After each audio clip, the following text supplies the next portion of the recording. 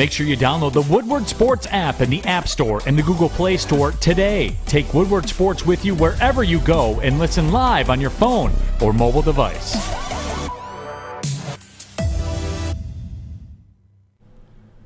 Good Monday. It's the first Monday after the first regular season week of the NFL. Man, I missed football.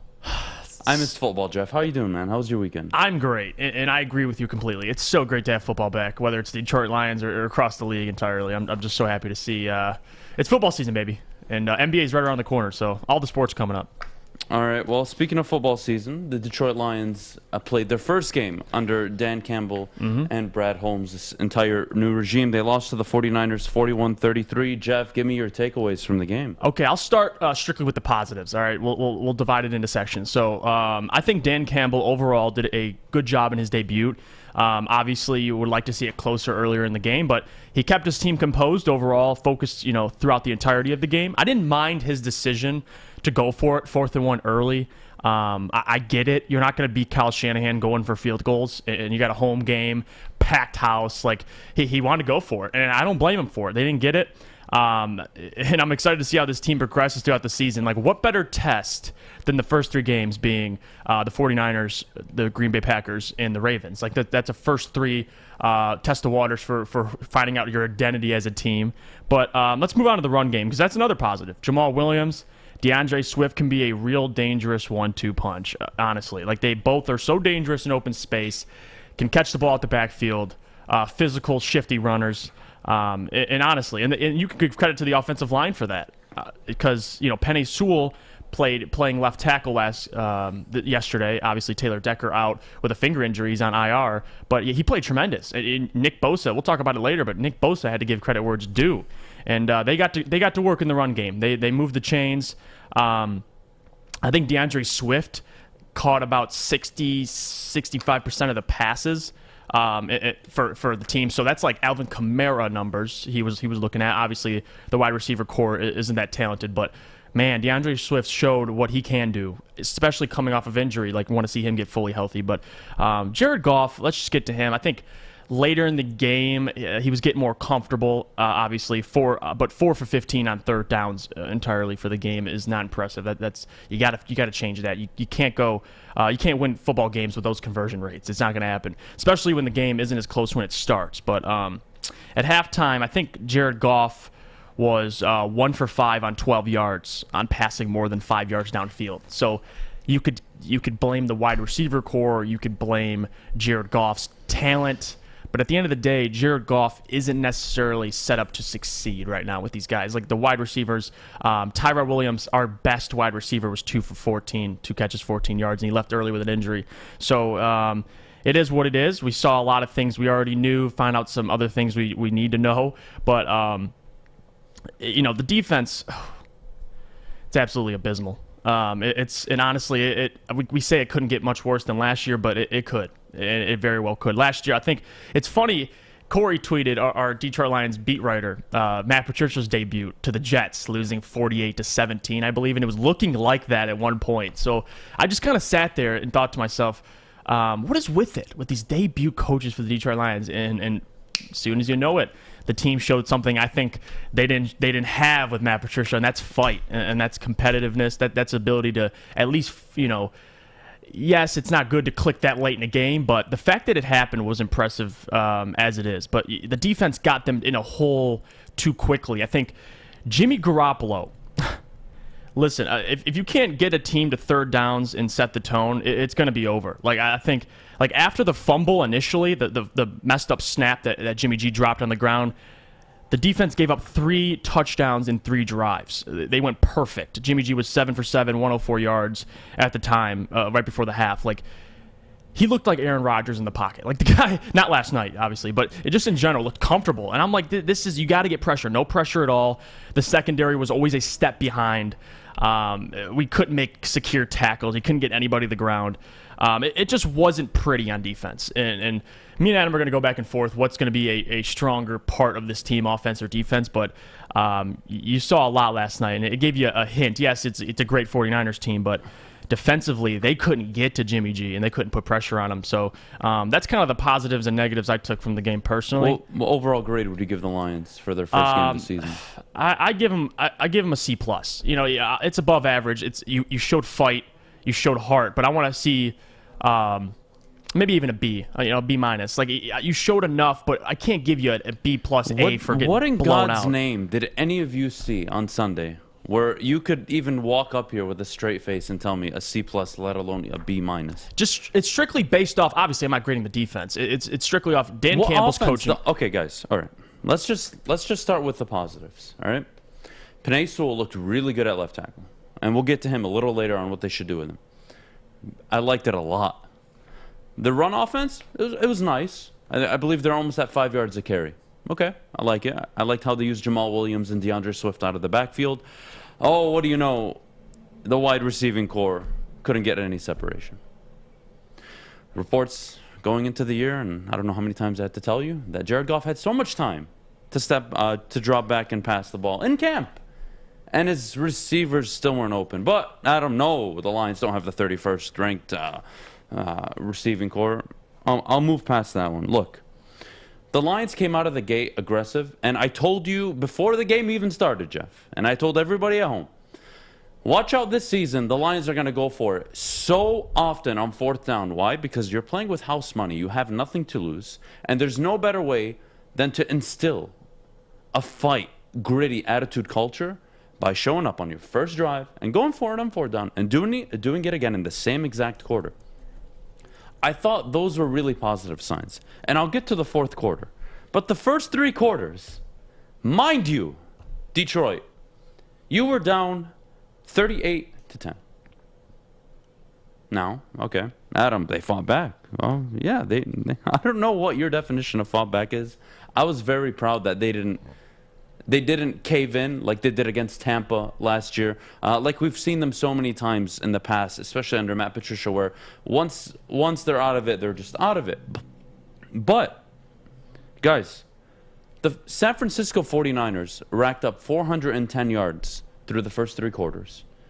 20 first downs through the first 3 quarters. And you know what they did in the fourth quarter? They played 2 deep safeties. They gave the Lions every underneath route, and they said, just come up the field, get it over with, come score, and we're going to make you burn 4 or 5 minutes to do that. And the Lions did that. And then it became 41-23 or 41-25. And it's a 16-point game. The game is done with. And lo and behold, the San Francisco 49ers failed to recover an onside kick. And that gives Detroit a glimmer of hope. But, of course, San Francisco, they're still playing 2 deep, giving you every underneath route. They're giving you the 5-7 yard underneath routes because they're taking away the sidelines and they're taking away the deep routes. And they're making you absorb and waste the clock. This was nothing special on offense. This was, you took what you were given, which was a 5-yard dump route to Jamal Williams, DeAndre Swift, and TJ Hawkinson the entire night. That was it. The entire night. Like, they couldn't move the ball downfield like I told you they couldn't. And that's so evident. So, yes, they put up 33 points. Adam, they only lost by, 8 points, I believe? Yes. 41-33. They lost by 8 points. Adam, that fight in the fourth quarter. The second half was amazing. If you were up 38-10, what would your thoughts be heading into almost the fourth quarter? You'd be like, all right, game done. Send out the second team unit. Let's get them some reps. We're just going to run the ball. In San Francisco in the fourth quarter, ran the ball every single time. They racked up a total of 32 yards. And the one time they actually needed to pass the ball, which tells you everything about this Lions secondary, they completed the ball over the middle to, I believe, Deebo Samuel, who fumbled the ball. Who was punched out. Again, it was punched out. Was punched out, I believe, by Trey Flowers. Yes, so, yes. like... You guys are reading way too much into the comeback, in my opinion. I disagree. It's a deep, maybe a D plus at best. It was a pathetic performance for 45 minutes. And the story of Matthew Stafford's career that everybody loves to completely throw away and trash on and say, oh, the Lions, it wasn't just the Lions, it was Matthew Stafford as well. Well, you know what? Jared Goff did exactly what Matthew Stafford did over the first 12 years in Detroit. rack up yards in the fourth quarter. Why? Because teams are beating you so bad. They're going to give you the 8, 7, 8, 9 yard underneath routes because they could care less. They just want you to run out the clock, come down and score. We could care less. Like, what are you trying to tell me today? What are you trying to tell me this morning? The team looked awful. Yes, they fought back. Cool. It's great. It's a great attitude. If I learned anything on Sunday, and I'm going to give the coaching staff credit for this, is they've got a firm grip on the locker room. They've got a firm grip on that unit. Everybody's in sync. Now, it may not translate onto the field for the first season or two, but I'm telling you, I don't know how any Lions fan wakes up Monday morning and they're like, oh my God, I'm so excited about this season. Like, I disagree. I saw a lot of positives. What did you see? You're looking at the wrong things. I'm looking at I saw 45 minutes of abysmal football. I saw 15 minutes. You're the one who sat up here and said, what are we going to get out of Dan Campbell when he faces adversity, right? We both agreed and I told mutually. you I expected them to fight. Okay, that's a good thing. I complimented them for it. So they fought yesterday and made it a one-score game, and you're going to sit up here and be like, I don't know what they see. I don't know. Like, this team is a bad, untalented football team. We both acknowledge that. And they were able to make it a one-score game after being down 38-10. You're not going to give a single credit to the team for that. I don't believe in moral victories. And if this is a moral victory for you, something for to build everyone off in Detroit, of. No doubt. You know what I just told you what they're going to build off of. Dan Campbell, early on, has a firm grip, along with all the coaching staff, on the locker room. I like it. It's good. It's good that they're not caving in at 38-10. I like that. Good. But do you not just want to watch the fourth quarter again and see exactly what happened with San Francisco? You didn't think if they wanted to continue to drive the ball down the field that they wouldn't. They just lined up. They didn't care that Detroit had 8 people in the box. They just ran the ball, 3-and-out punt. They took away 2.5 minutes each time that they walked onto the field. They were like, just get us away. We won this game. It's done. And by this miracle chance, the Lions, of course, did recover the onside kick, which actually led it to believe it was a close game. It wasn't. It was a 16-point game under 3 minutes, and they, of course, recover an onside kick, and they go down and score. Credit to them. But what did you learn? Well, what did you see? Wow, the culture is great. Great culture doesn't win you football games. They're inept of talent. Jeff Okudah is god-awful. The secondary looked god-awful. They made Jimmy G look like the second coming of Joe Montana again. They might have revitalized his career after yesterday's performance. And we're going to sit up here. My goodness. They put up 33 against a very good defense. And what do you mean? Late in the game, but come on, you can't say Penei Sewell. Do you not understand what happens in the NFL when teams are up? They play two deep safeties. I do, Adam. And I'll explain this. Let me explain something. And they're going to let you drive up the field because they just want you to waste the clock. I don't think you understand because you just said, they ran the ball to burn the clock. Dude, they were efficient the entire game getting first downs. Efficient. They were Jimmy G. I just read the stat. He was 7 for 7. I thought you were talking about the Lions. No, excuse me. Jimmy G was efficient. 7 for 7 right before the half. They got everything they wanted. Third quarter to fourth quarter, they were getting 3-and-out. Do they think they wanted to go 3-and-out? No, they want to have time of possession and burn the clock. We forced them to 3-and-out. That's impressive. Get the ball back. Obviously, you had the botch punt. You had the Deebo Samuel fumble. But this stuff, this is what we need, and it's something to build off of. Obviously, you don't look at it and go, "Wow, we're gonna win 10 games like fish," but you can't deny it's not a good thing to build off of, man. All right, well, we gotta head to break, but before we head to break, Jeff, why don't you tell us? Oh, I will. And everybody at home about our friends at Northwestern Tech. All right, well, listen, you could start a new career in an industry that is always essential, the heating and cooling industry. Learn more today by visiting northwesterntech.edu. Tony is a third-generation logger that has a simple, practical approach to life and work. That's why his Coast DX342 knife is perfect for him. The stainless steel blade is rust-resistant and made for all-weather use. And the double roll-lock safety ensures that it will never inadvertently close when he doesn't want it to. That's why Coast is trusted tough. Make sure you download the Woodward Sports app in the App Store and the Google Play Store today. Take Woodward Sports with you wherever you go and listen live on your phone or mobile device.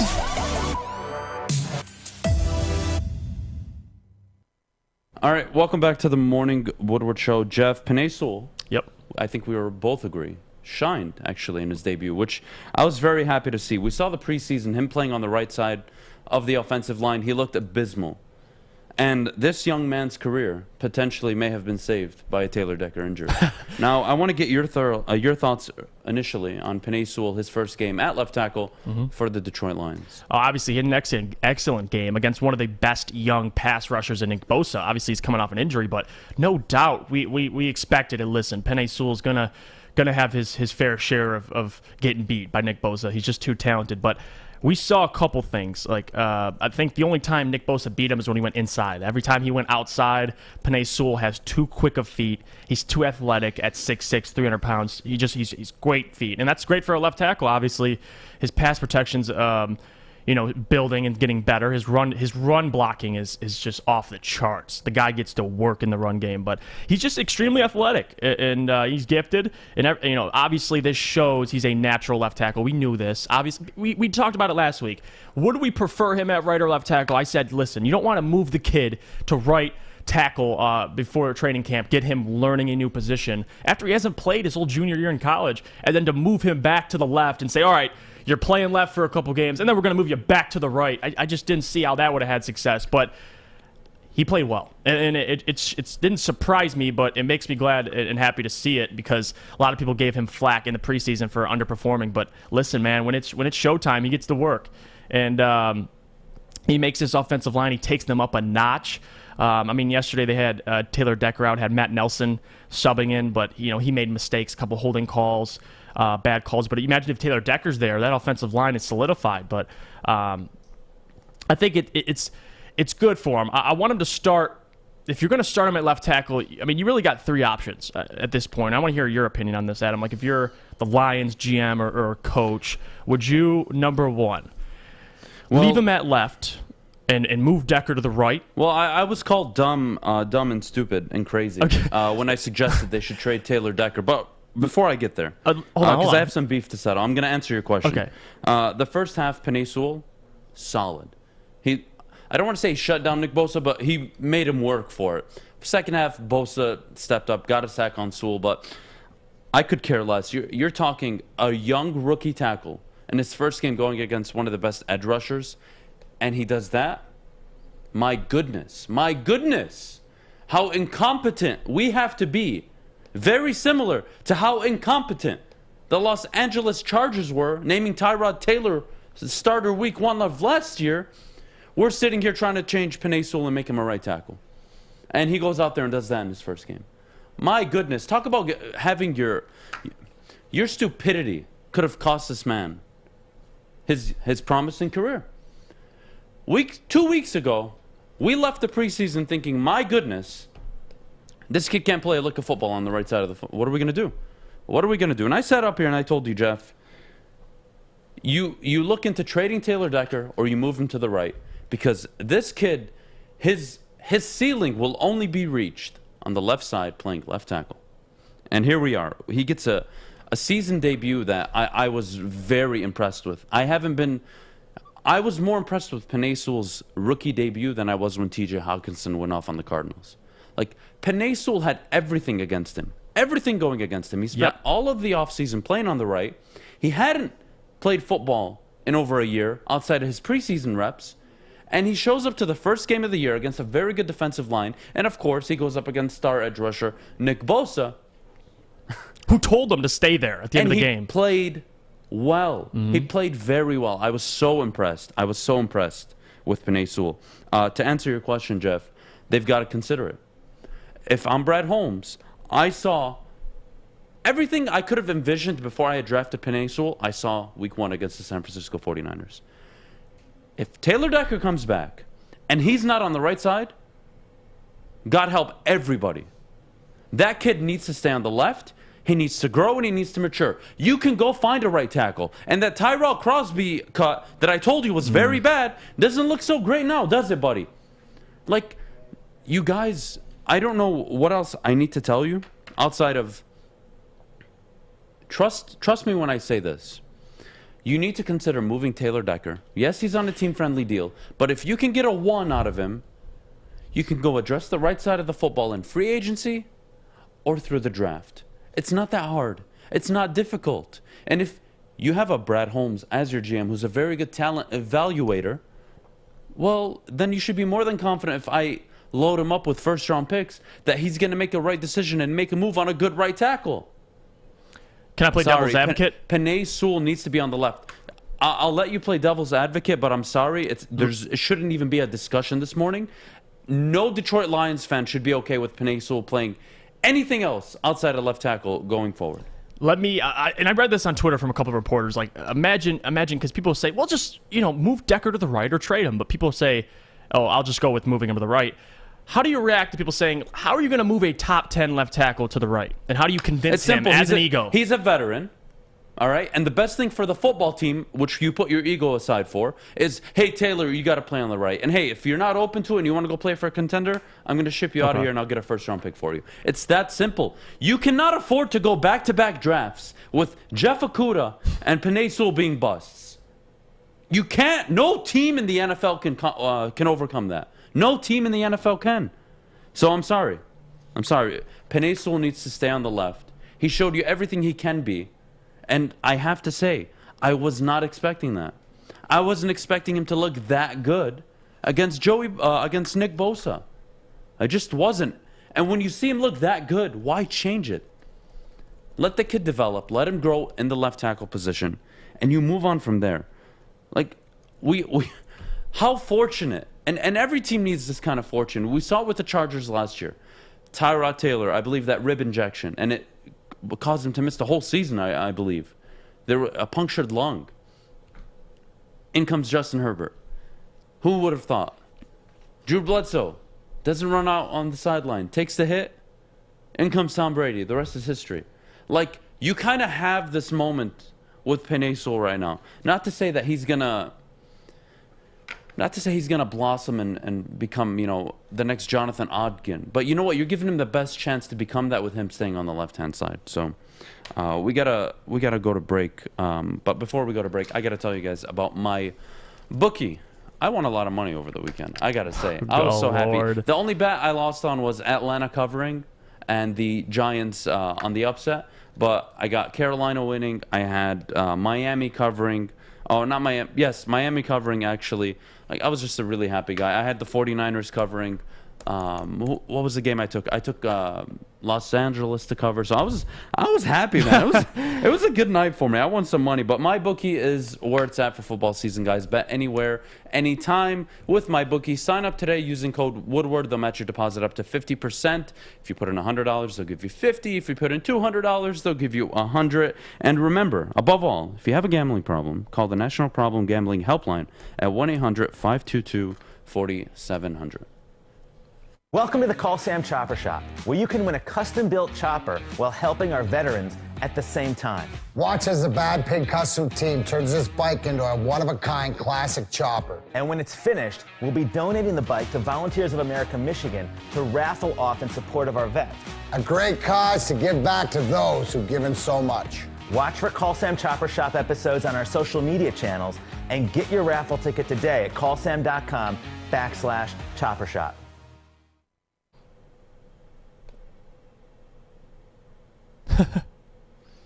Oh my goodness, what are we doing? Are you reading these comments? No, I'm trying to catch up. But regardless, welcome back to the Morning Woodward Show here on the Woodward Sports Network. Waiting for Kennedy to get her camera situation because we miss Kennedy.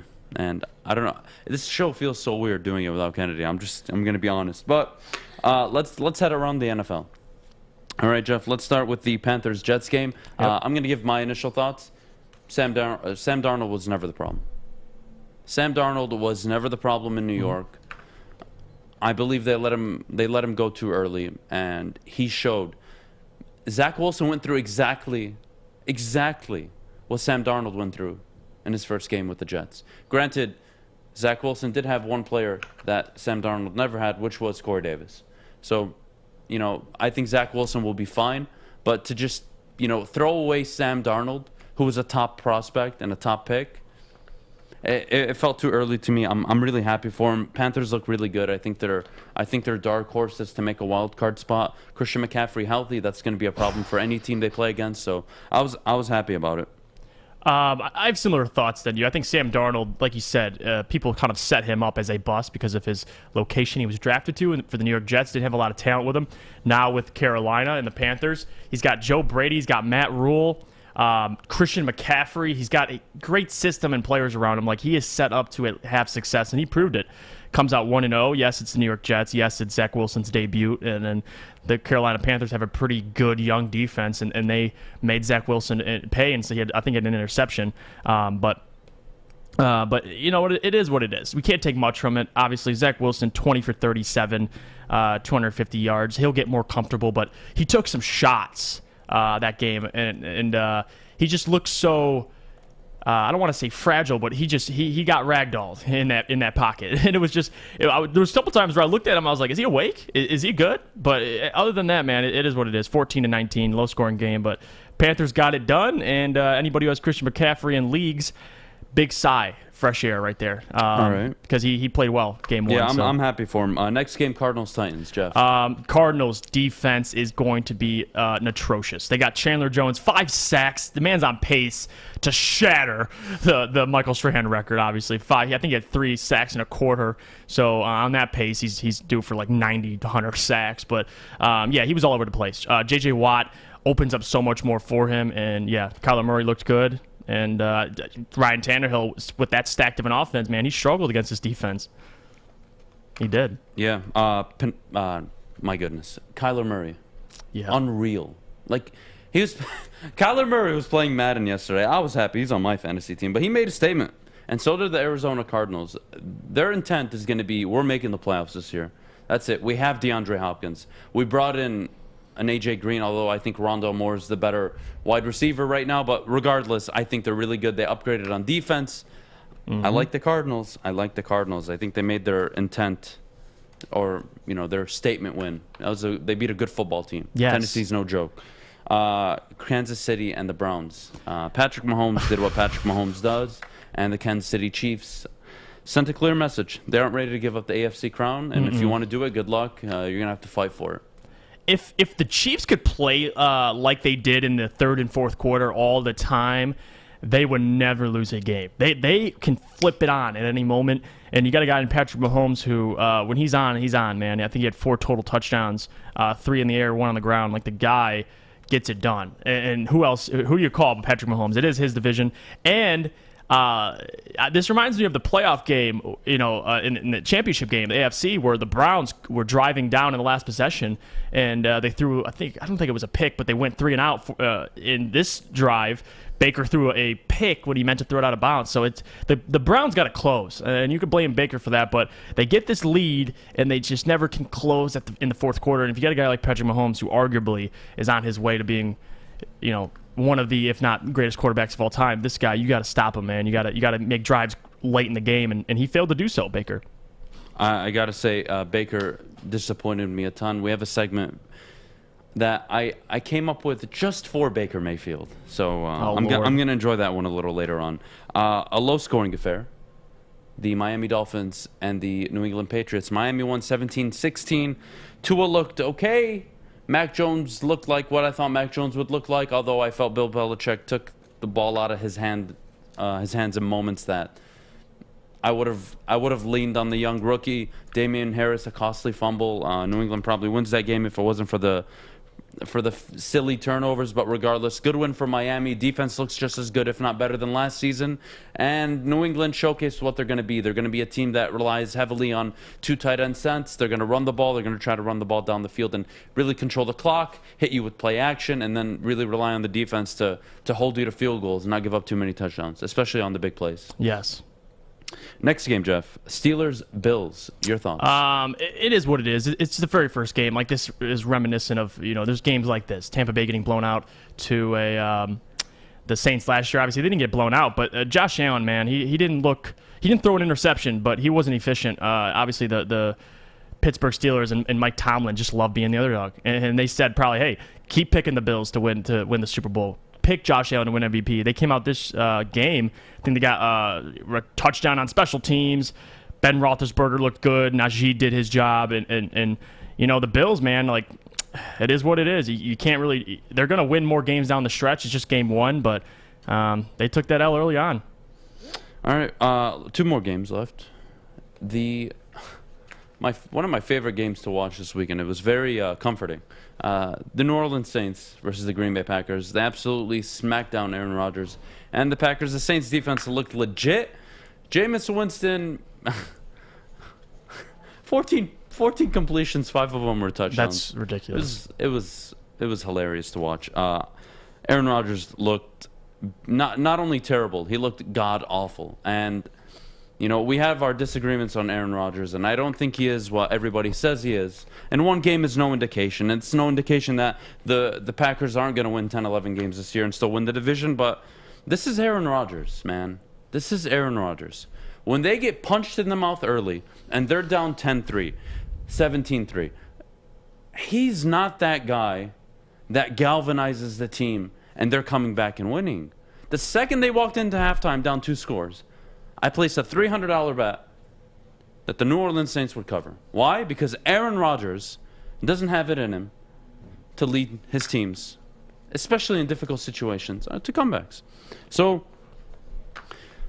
I don't know how else to describe Aaron Rodgers. The dude looks like he's just done with the team. He looks disengaged. Everything about him is drama. Look at all his GM moves. They're turning out just fine, guys. So now try to convince me that Aaron Rodgers deserves to have say in what the Green Bay Packers are doing. Shut up. Shut up. It was a great loss. I was happy that Green Bay lost, but it's no indication of how their season is going to turn out. Just like Detroit, they may have gotten blown out the first 3 quarters, just to circle back, and then they showed their fight in the 4th quarter. But that's no indication that they're not A, going to struggle, or B, they're not just going to turn it around and really get good. But that defense, the defensive line needs to improve. I don't want to get too off topic with the Lions because we got to talk about them a little later too as well. But Saints Packers, Jeff. Aaron Rodgers, and if you watch this game, you could tell like him not being there for those off-season workouts, dealing with all that drama. Didn't play any snap in preseason. Yes, he is a veteran, but this stuff hurts him. Obviously, he comes in. The Green Bay Packers are incredibly inefficient on 3rd downs. They were 1 for 10, and that's not really, especially for Aaron. Like last year and the year prior, they were just very efficient in general. Like Matt LaFleur was cooking up something special, and this year, obviously in Game 1, 2 picks.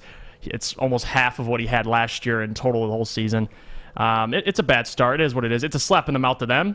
And now the Detroit Lions face them next, and I'm curious to see how they bounce back, and vice versa for the Lions. So it'll be interesting. All right, give me a sentence to describe last night's Sunday Night Football game.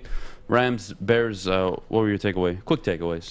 Takeaway: Matthew Stafford is in love with the destination he's at. He's having fun playing football. You saw it, man, and that's all I had to say. He's having fun playing football. I've never seen Sean McVay smile more since their Super Bowl run. I've never seen a head coach glamour and like just have that "I am so happy you're here" look. I was very impressed with the Rams. It was the Bears, so no need to overreact on a Monday, to the Rams. Solid performance, solid victory. But when you're able to put together, I told you guys, this Rams unit. Robert Woods, Tyler Higbee, Cooper Kupp, and then just the way Sean McVay runs the offense is more dynamic than what Matthew had ever had in Detroit. Yeah. Yes, he had Calvin Johnson. Yes, he had Golden Tate, but they were never this dynamic. Schematically, when Cooper Kupp is 45 yards downfield, and there's nobody within 20 yards of him, do I give credit to the head coach and the offensive scheme, or do I sit there and say, well, it's just busted coverage? Like, no, man. Like they were running Cooper Kupp on 15-yard dig routes, and there it is on the screen. They were running him on 15-yard dig routes throughout the entire game, 10 and in, 5 and in. Yeah. They kept giving you the idea that he was coming in, and then the one time they ran like an outpost, it was wide open. The Van Jefferson throw, the bootleg. Yeah. Oh my Lord. That's any good quarterback makes that throw, but. I think what's more impressive is this is what Sean McVay was talking about. Yes, that's a Sean McVay play. I can bring this guy out, and it'll make a difference. Like, I can bring him outside the pocket. He can roll. Stafford can make all the throws. That's never been the question with Stafford. And what you're going to have to learn about Stafford throughout the years is he going to beat the winning teams. And we'll get to that later, too. But somebody's joining us from Fish's Bowl. Hi. Kennedy, what are you doing? Well, I prepped for this part of the show, and I have a video, and I wanted to hear your guys' take on it. All right. From the Browns game. And I want to know if you guys thought that the coach should have been ejected, too. So basically, the safety was on top of one of the Brown safety was on top of one of the players. Coach didn't like it, gave him a shove, and then the safety swings at the coach, and then he got ejected. But shouldn't the coach get ejected too? I don't know. It was more like guys do that, they're just like shoving, get away from him. Yeah, kind it of wasn't thing. a punch. Yeah, I mean, the I player don't think pushed him in the throat. Like, I don't. Look at this push. Look at the one he threw back. Like, he threw it right into his throat. Oh my God. Yeah, you don't disrespect a coach like that, man. I mean, it is what it is. Obviously, you don't want no one to put your hands on you, but all he did was just push him out of the player's way. Like, you're on top of his player. Get off of him. I mean, I don't know. I wouldn't like to, if I'm a coach, we're swinging. We're throwing hands. I don't know. I'm losing my job. Like, why would you push me in the throat for me just trying to get you off it? Like, if one was ejected, both should have been. Like, I thought it was petty. I don't think it was that big of a deal. I mean, the guy pushed him. He shoved him back. It was more forceful than, the coach, but if you're a coach on the sideline, you don't put your hands on a player unless you're like trying to get them away. You do not push them. Like, I thought it was dumb. I feel like you're only I supposed thought it was dumb. to touch I didn't think it was your worthy of own an ejection, though. players. Like, you're not supposed to touch the other team's players. Well, the coaches aren't supposed to touch the player and vice versa. Yeah. So I don't know. I don't know how one gets ejected, the other doesn't. I didn't like it. Okay. All right, well, thanks, Kennedy, for joining us in the fishbowl. That totally just threw me off. But before we go to break, I got to tell you guys about BetQL. I just told you about MyBookie. Here's how I get my information. BetQL. Guys, you want to get an advantage over your sportsbook, you need to download the BetQL app, the only app you'll ever need to make smart bets. It's not that I rely on this so much, because obviously we all have like our personal feelings on games, but you gotta set aside feelings. Trust me. You got to run all the games you're trying to take through their simulators. It'll give you the pros and cons. It'll weigh the risk management if you're into that. And again, hundreds of thousands of simulations to give you the right or almost the correct situation that will come through. I love it. And honestly, their platform has all the historical and current data you need. So again, make sure you download the BetQL app and mention Woodward Sports or use the code WSN. You'll get 25% off any of their subscription packages. Hi, I'm David Hall from Hall Financial. And at Hall Financial, we treat our clients like family. And our number one priority is giving each of our clients 5-star service. Our passion for 5-star service, combined with our expertise, allows us to find the best possible solution for refinancing your home loan. We take the time to focus on both the individual and the numbers. We're going to walk you through the process and close your loan in half the time of our competition. Go to davidhallmortgage.com today.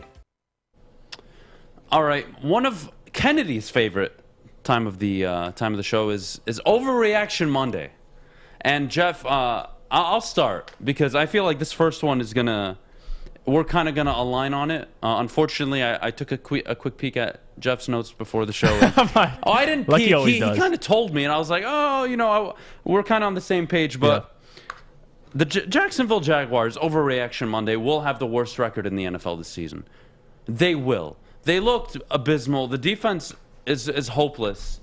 They need 2 years before they can surround Trevor Lawrence with anything good. But I gotta say, like, I'm proud of Trevor Lawrence and Zach Wilson. I'm proud of them both. They dealt with adversity early. They made early turnovers, and then they bounced back and they showed like what they can be. I was very happy with it. So that's my first overreaction for this Monday. Similar, obviously. Mine is more so on Urban Meyer in the fact that this experiment, I believe, yes, they're a bad football team, but holy cow. Game 1 against the Houston Texans team who, Urban Meyer knows now that I think David Coley this is his first season as a NFL head coach, and with the Houston Texans, who arguably has a worse roster than the Jaguars. So with Tyrod Taylor as quarterback, who actually outplayed Trevor Lawrence, at least for the beginning of the game, like he was making all the right reads, and he is a veteran, so you got that going for him. But yeah, Urban Meyer, I don't truthfully believe, I don't see Urban Meyer in this league for more than 3-4 years. I'm gonna be honest with you. I think it's gonna be similar to a Nick Saban. Obviously, Nick Saban in his time with the Dolphins, he was 65-63. He called it quits. I think that's something of an Urban Meyer. I mean, if you start game one getting absolutely blown out to the Houston Texans and Trevor Lawrence, who everyone said is ready to play right now. Out of all the quarterbacks, arguably, Trevor Lawrence is ready to play. You got Mac Jones, you got Trevor Lawrence. Comes out and throws 3 interceptions. I don't know who we're looking at. You can be looking at the offensive coordinator. You can blame the head coach. You can blame whatever, the offensive line, but it is what it is. And you got Marvin Jones, Chenault, they got DJ Chark. They got wide receivers. So it is what it is, man. I don't see Urban Meyer lasting more than a couple years in this league, and he'll be right back to retirement, enjoying his day, analyzing football, college football, whatever he does. All right, perfect. My second overreaction from this weekend, Justin Herbert's already elite. Chalk it up. He's already a top six quarterback in the NFL. Can't change my mind.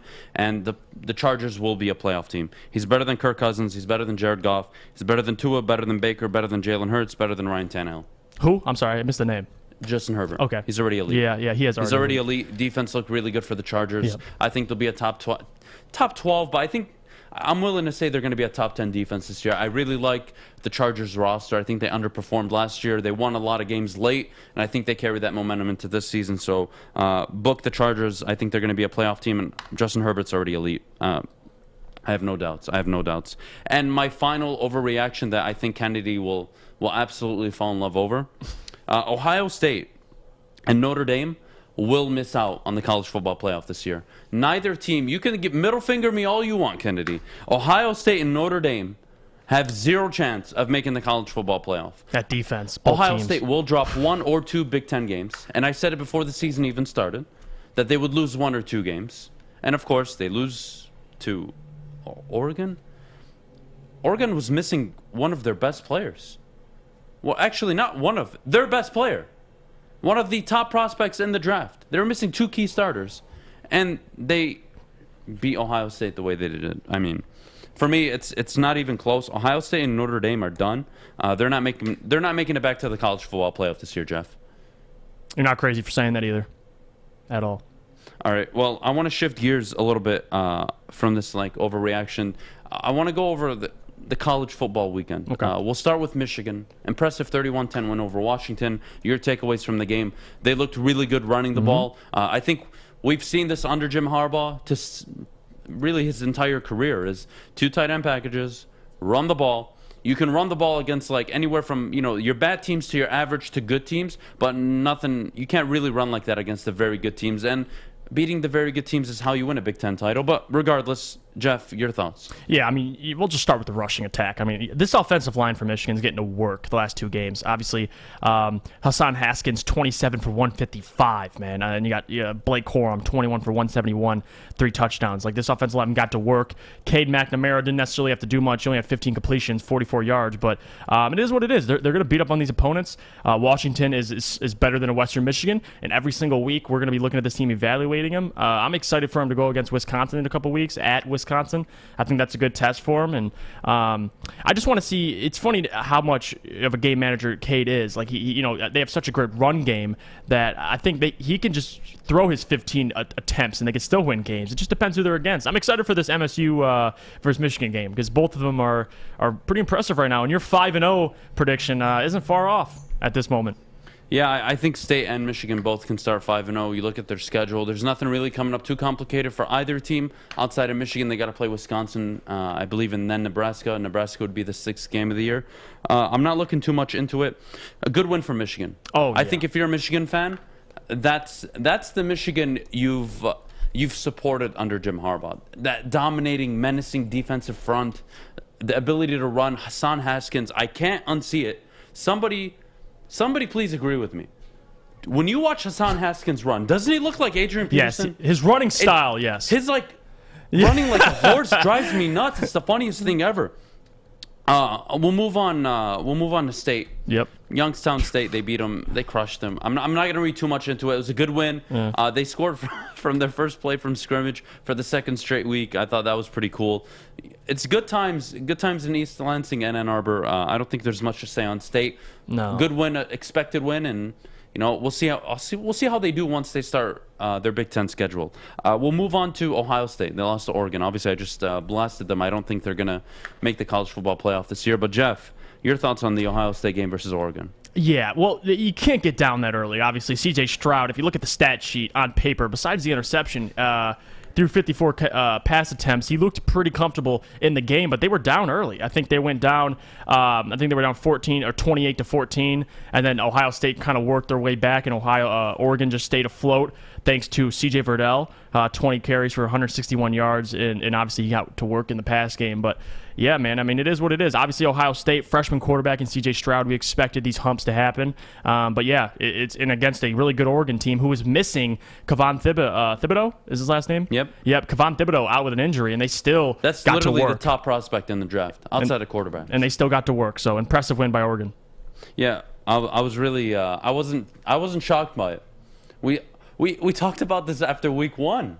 Ohio State, for 6 minutes, dominated the football game, and I believe they put up 27 points in that 6-minute stretch. Great. And you got nothing else for the rest of the game.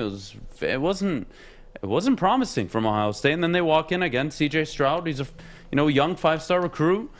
Okay, he looks okay, but he's not Dwayne Haskins good. He's not Justin Fields good yet. He needs time. So that time is what's going to cost Ryan Day and Ohio State an appearance in the college football playoff this year, in my opinion.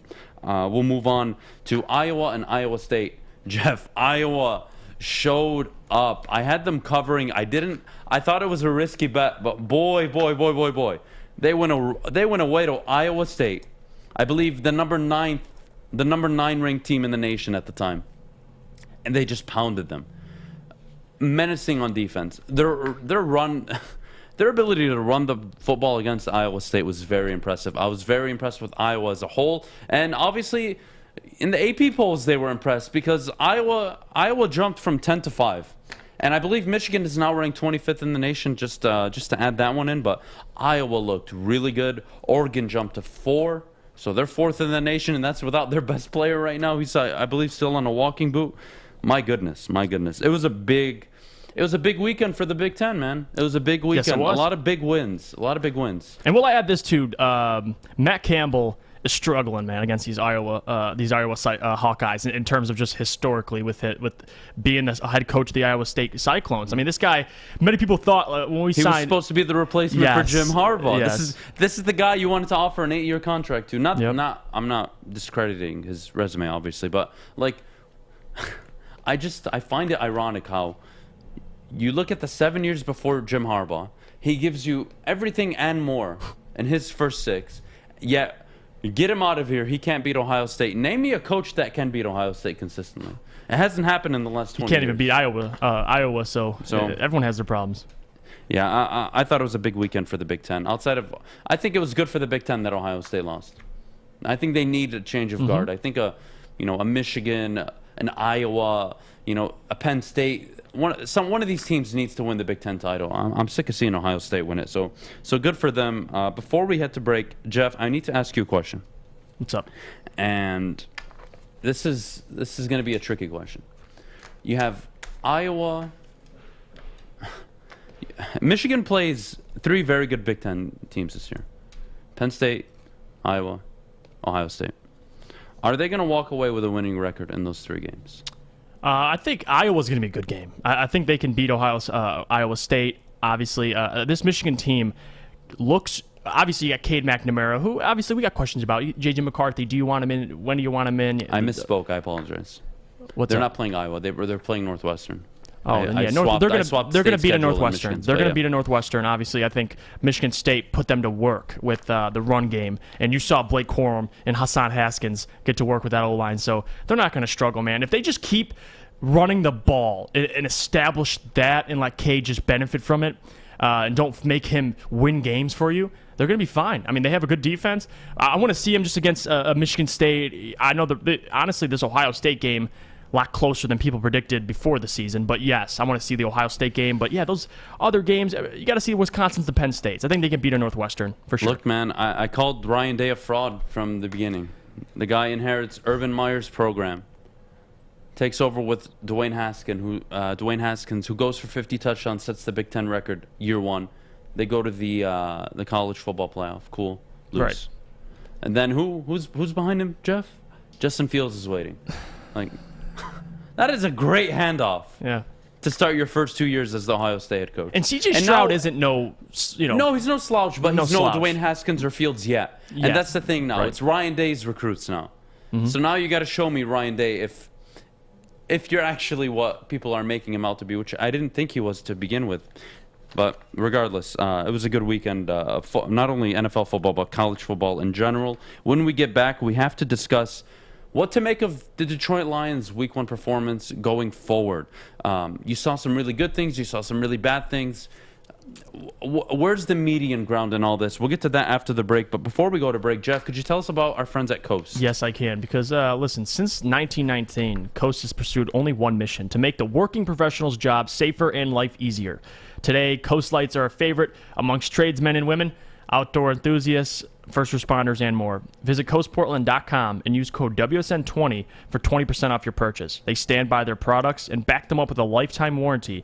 Buying for your whole crew? Sign up with our Coast crew to take advantage of special discounts, early access to new products, and more. Again, that 20% off code is WSN20. Okay, you thirsty little spin goblins. I want you to pedal into the next dimension. Spin it! Spin! Spin! Uh-oh! Carmen's falling behind. Let's give her the hiss of shame. Spin! Spin! Spin till you bleed! Don't ride the bike of shame. Come to Planet Fitness and find your own lane with tons of equipment, free fitness training, and no hissing. Join today for just $10 a month. All right, a Week 1 loss for the Detroit Lions. The first game under Dan Campbell and Brad Holmes, I thought it was more than I expected. I will be fair to the Detroit Lions. The fight and grit, we talked about it, Jeff, going into the season. We really expected it to be a given. But it's one thing to be a given, and then when you see it play out, especially in that situation, you're down 38-10. And whether they made it an 8-point game or 15 or 16 or even 3 or 20, the fact that they just fought back, I think is something. I think it's something really good. I think it's something they can build off of. Again, is the roster ready to compete for the NFC North? I hope we can all agree and say no, let alone in the NFC. So if we can agree there, then I can give you the building blocks and say the attitude is right. Cool. Check that one off. I like it. Got the attitude right. Now we got to get the players right. Now we got to fit the players into our scheme, and we got to find our identity. And I'm sorry, your identity should not be to complete 28 of your 35 passes to the running backs and tight ends. That should not be an identity. But it does tell a story to the talent in that wide receiver room. I think it tells two stories. I'll agree with you that the I wide agree receivers with you are on that. awful, but Also you on have Jared. something with Jamal Williams and DeAndre Swift. We can all agree. We can all agree. You have something with TJ Hawkinson. Will be a top 3 tight end this year. Good. Like, we can agree on all of this.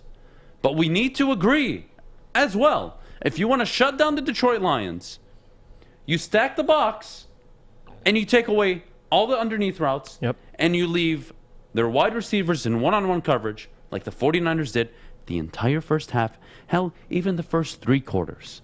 And the Lions just couldn't do anything.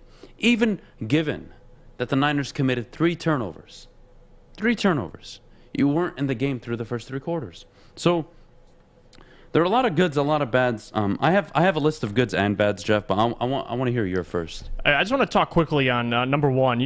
We understand, we acknowledge the fact that this team overall is not very talented, especially on the defensive side of things. I personally sat up here and said I think offense will be the strong suit, just because simply there's more talent. I trust Anthony Lynn as an offensive coordinator, and it's starting to turn that way. But what I took from the game and visually is obviously the mindset, because this team has tremendous fight. 38-10, going into the halftime, they were getting booed at Ford Field. Everyone was already checking out mentally until later in the game when they checked back in. But it is what it is. This talent on this team is lacking in terms of the wide receivers, the secondary, the pass rush, and like multiple things that are below average, but doesn't mean they can't get better. I mean, this is the youngest team in the NFL. Things can improve, but what I saw, at least through the first 2 quarters, was a god-awful defense who pretty much couldn't cover anything on that field, always a step behind. You couldn't cover fish if you ran a crow route. Like Aaron Glenn, has some work to do with this group. Obviously, I still stand by my opinion. Offense will be the strong suit, but if you're going to win games at all, for anything for that matter, you got to put your faith in, number one, T.J. Hockenson, that he's going to carry a majority of the load. I think he played 75%, 80% of the snaps, which is a career high for him. And then the run game and offensive line, which obviously, nobody really cleared near 100 yards yesterday, but they were efficient when they were running the ball. Obviously, they had to throw the ball down late in the quarter when they're down. But other than that, when they established the run, it was successful. And that's what I took positive from the game is Jared Goff, the play action was working. Anthony Lynn knows what he's doing, at least through the entirety of the game. And you know what? It's going to take a draft or two to fix this defense, a free agency or two to fix this defense. It needs some work, and we need guys to mature. Derek Barnes, he looked great. Needs to get better every single game.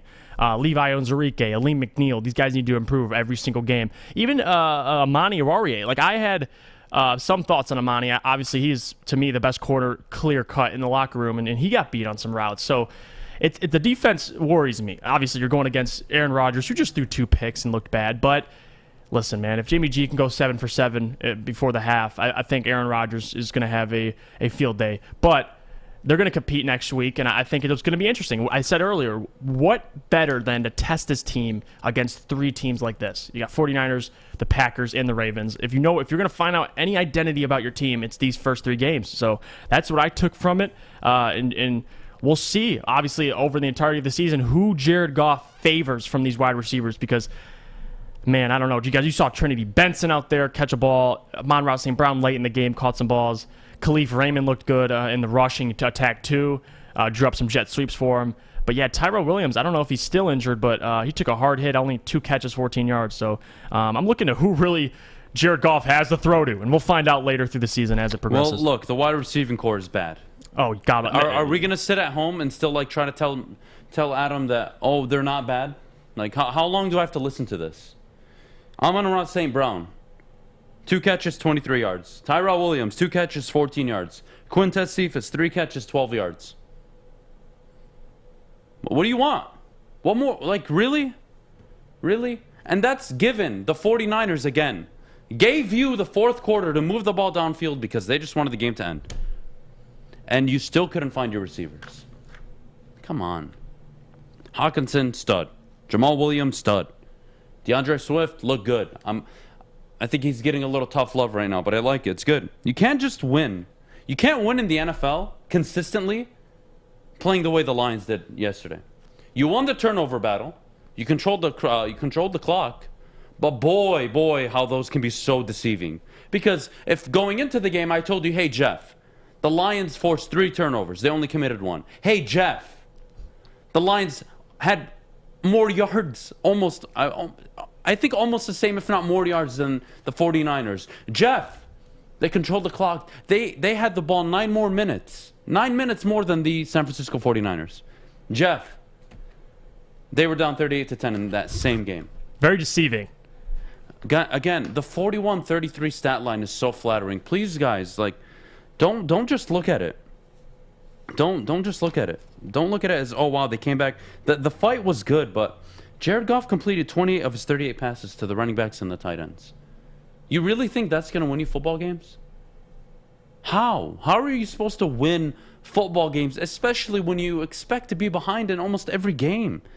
I don't get it. I don't get it. I am pleased with Dan Campbell and the coaching staff across the board for the few penalties that were committed. I was just going to say that. The ability to go for it on 4th down, I liked. I like that courage, that courageousness. Mm-hmm. I Although I think it's again fool's gold a little bit, because when you're playing for the division and you are expected to win games, are you going to go for it on 4th down? Now, yes, it was an opponent's territory, so I think it was the right decision both times. It was very smart, and they converted the second time, I believe, not the first time. And you know, you roll with the punches. This is a team that's going to learn the hard way this year. If they want to be successful under Dan Campbell, they're going to have to learn to take punches this year. They're going to roll with them. They're going to get better, ideally. And then next season, you see a team that can win 8, 9 football games. And maybe even more, depending on how well their offseason goes. We don't know yet. It's way too far ahead to look into. But you know for sure this year isn't going to be that year. But you know next year could be a 9-10 win football season. And you know the year after that, with another 2 first-round picks, you're looking at division contenders and NFC contenders. If, again, this project all plays out. I don't believe in moral victories. I don't believe in Dallas walking away after that Thursday night game. Like, oh, wow, you know, that was great. Like, you got to be careful what you ask for. Wide receivers are better than you think, Adam. Well, clearly, they're so much better. I just named it. Your 3 main wide receivers that you guys love to talk to me about. 6 catches, let's see, 26, 49 yards. They're definitely going to address that this year in that draft, because there's a lot of drops, too. A lot of guys were dropping Kenny balls. Golladay sucks, too. Him and Amendola. They both suck. I know, you see the stat, Amendola has more touchdown pass, or he got a touchdown pass quicker than the Lions, or more touchdowns than the Lions early in the game. I was like, it is what it is. But yeah, the Lions, they showed what they showed. Fight, like you said, courageousness, like early in the game at least. Down the stretch, 1-score game, making it close, but can't take too much. It's still a loss. And we'll move on to next week with they versus the Packers, and it'll get more interesting. Look, I think before we close this, you have to address what's next for Detroit, right? So Monday night away in Lambeau against Green Bay, it's gonna be a tough game. You can't play the first 45 minutes in Lambeau and expect to even be in it. But I will say, how does this team move forward if they're not able to throw the ball downfield? Like, you can't fall down that bad that early and expect to, be competitive.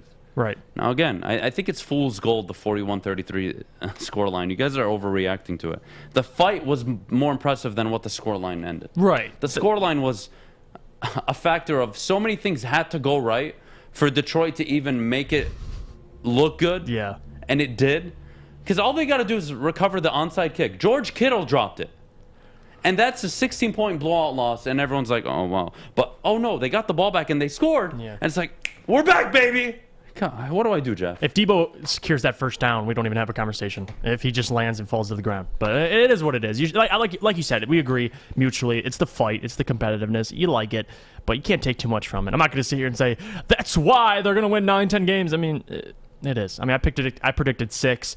I got to stand by my word, and we'll revisit this at the end of the season. It pisses me off because no, honestly, because if you watch the game, just actually watch it, because I told you I can read you all the stats and you'll be like, oh my God, the Lions were in it. Wow, 41-33.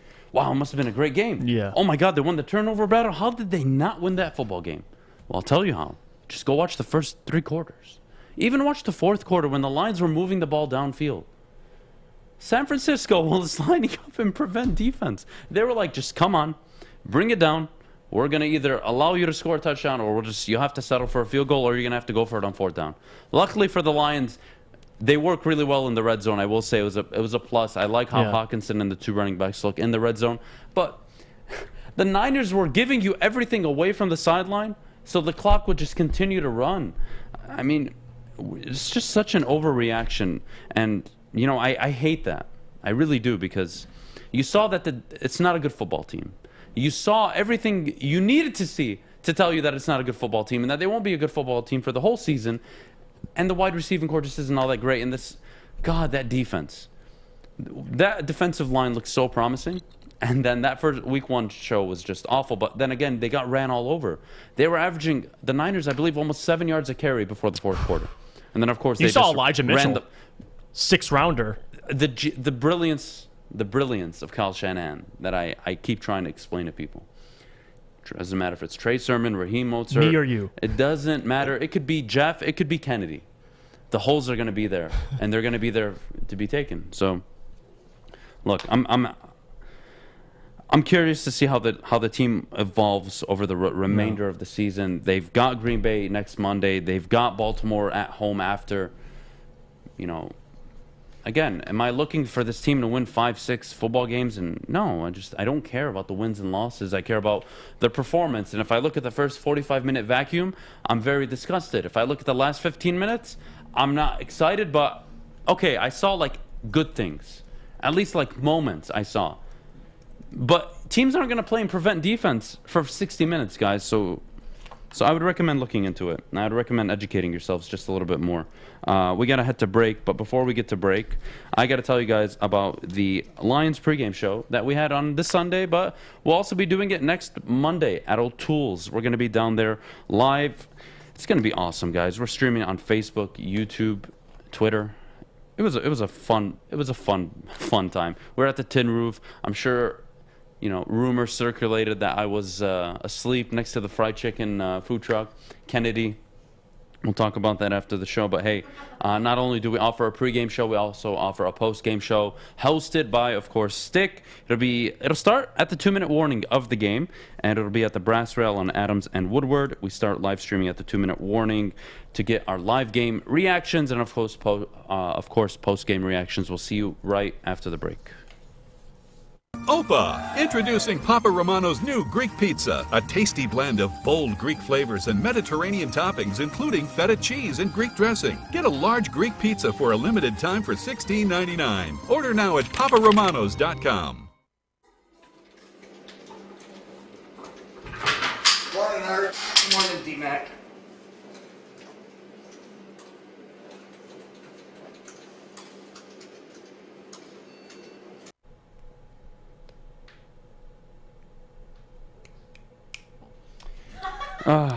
That was the worst countdown ever.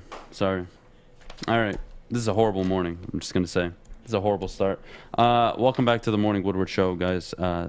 Jeff, Stafford and the LA Rams absolutely beat down the Chicago Bears 34-14 last night on Sunday Night Football.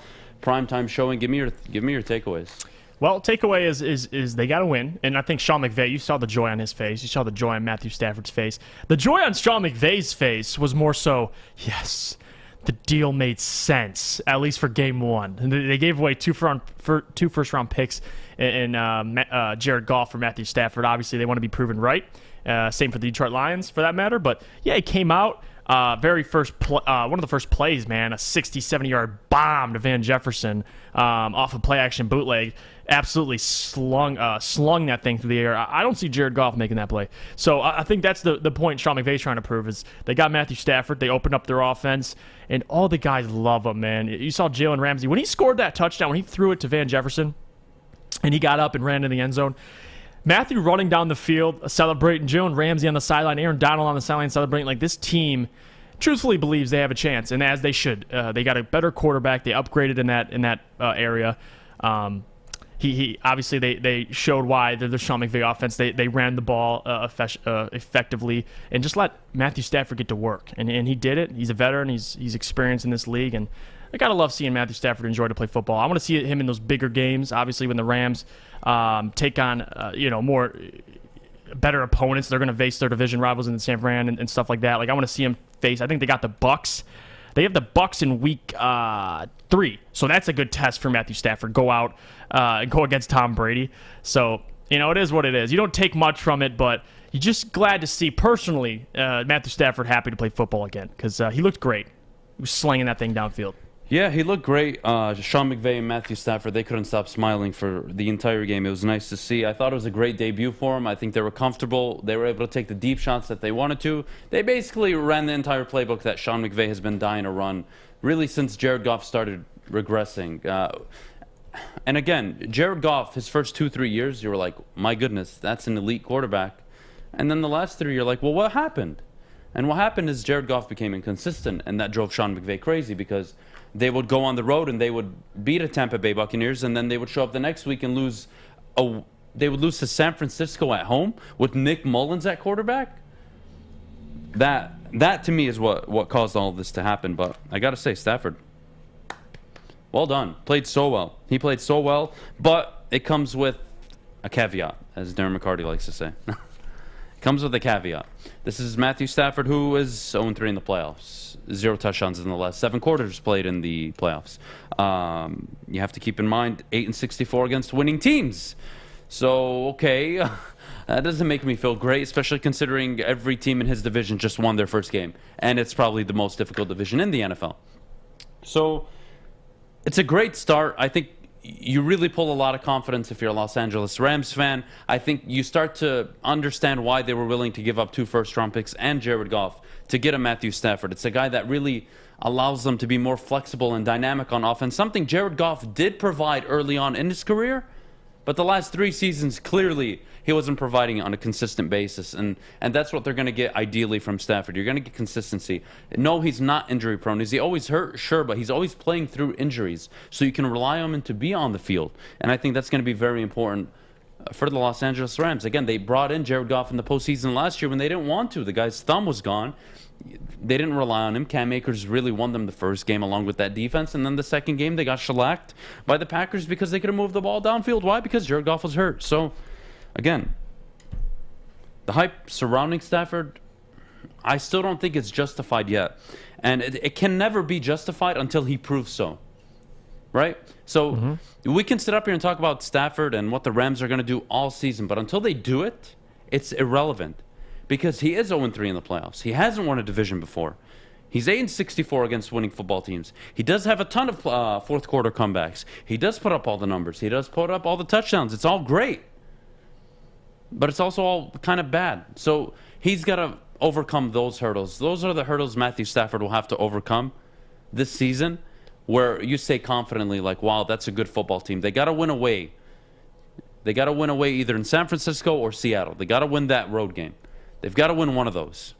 They've got to learn how to win on the road against good football teams. They've got to be able to win at home against good football teams. They've got to compete for their division. If they can do all that, then I'd start to worry about the Rams and Matthew Stafford, because if last night was an indication of anything, it was their defense is as good as we thought they were. The offense with Cooper Kupp, mind you. With Cooper Kupp, lethal. It is very refreshing to have Cooper Kupp back in the NFL. Like, it was a shame he missed all of last season. But, again, you're talking a quarterback. Imagine a quarterback as accomplished as Matthew Stafford, statistically, let's say, right? Who put up a career-high passer rating last night, 156.1, almost perfect. And that was the first time in his career he was over 150. Matthew Stafford, the guy who's thrown for 400 or 500 yards, 4 or 5 touchdowns, has never had a passer rating of more than 150, not once. Does it in his first game outside of Detroit. 0-4 against Matt Nagy and Mitchell Trubisky. Beats down Matt Nagy and the Chicago Bears the first time he plays them. It's week 1. No overreaction Monday on my end for the Los Angeles Rams. I think they have a lot to prove this year, especially at the quarterback position, but we'll see how it plays out. I think it's good for the NFL. I think it's great for the NFC West. I think it's going to be an amazing division to watch down the stretch. But Jeff, walk me through what you need to see from Matthew Stafford and the Rams this year throughout the regular season. Let's not take into account postseason right now.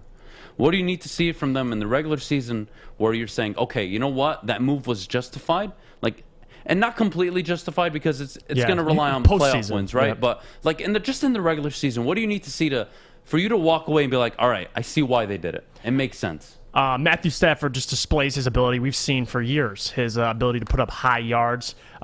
Just do things Jared Goff couldn't do or was unable to do to prove Sean McVay right. In his own mind, he's thinking he has an upgraded quarterback, a guy who's going to turn the ball over less, not going to fumble the ball, is going to air the ball out. So those 3 things he needs to display, which he's done great in week 1. Just go out, end the season with, 30 touchdowns, under 10 picks, and just show you're efficient. You can get above 5,000 yards. And I think in his mind, he knows he's got a stud. And then it just depends on postseason results. Win big games, obviously. That's number 1. If he's losing these big games, obviously Sean McVay's going to be a little worried. But yeah, it's winning big games and putting up numbers. That's all it is. Well, look, you got a good test next week. You're away to Indianapolis. Granted, Seattle kind of handled them very well. We'll see. That defense is just as good, if not better, in Los Angeles than it is in Seattle.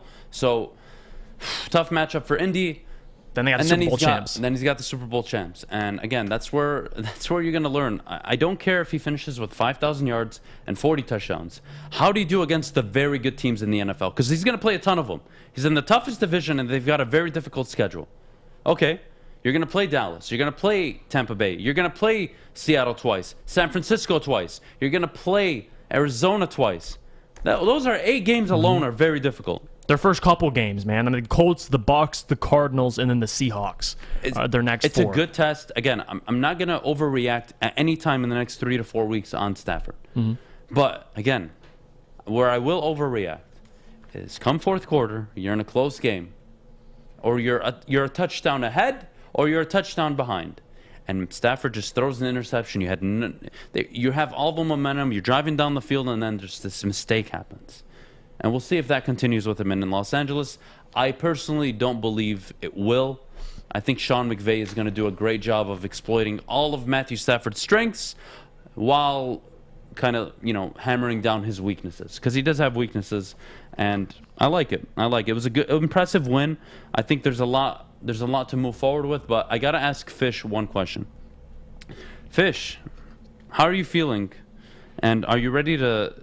This is more of a joke, really, but Fish, are you ready to get out of the limo? No, I'm in the limo. You didn't see the kneecaps in the second half? The doors are locked, Fish. You're in there. Fish, the second half, it's the fourth quarter you're talking about, not the second half. That doesn't matter. I saw kneecaps flying in that fourth quarter.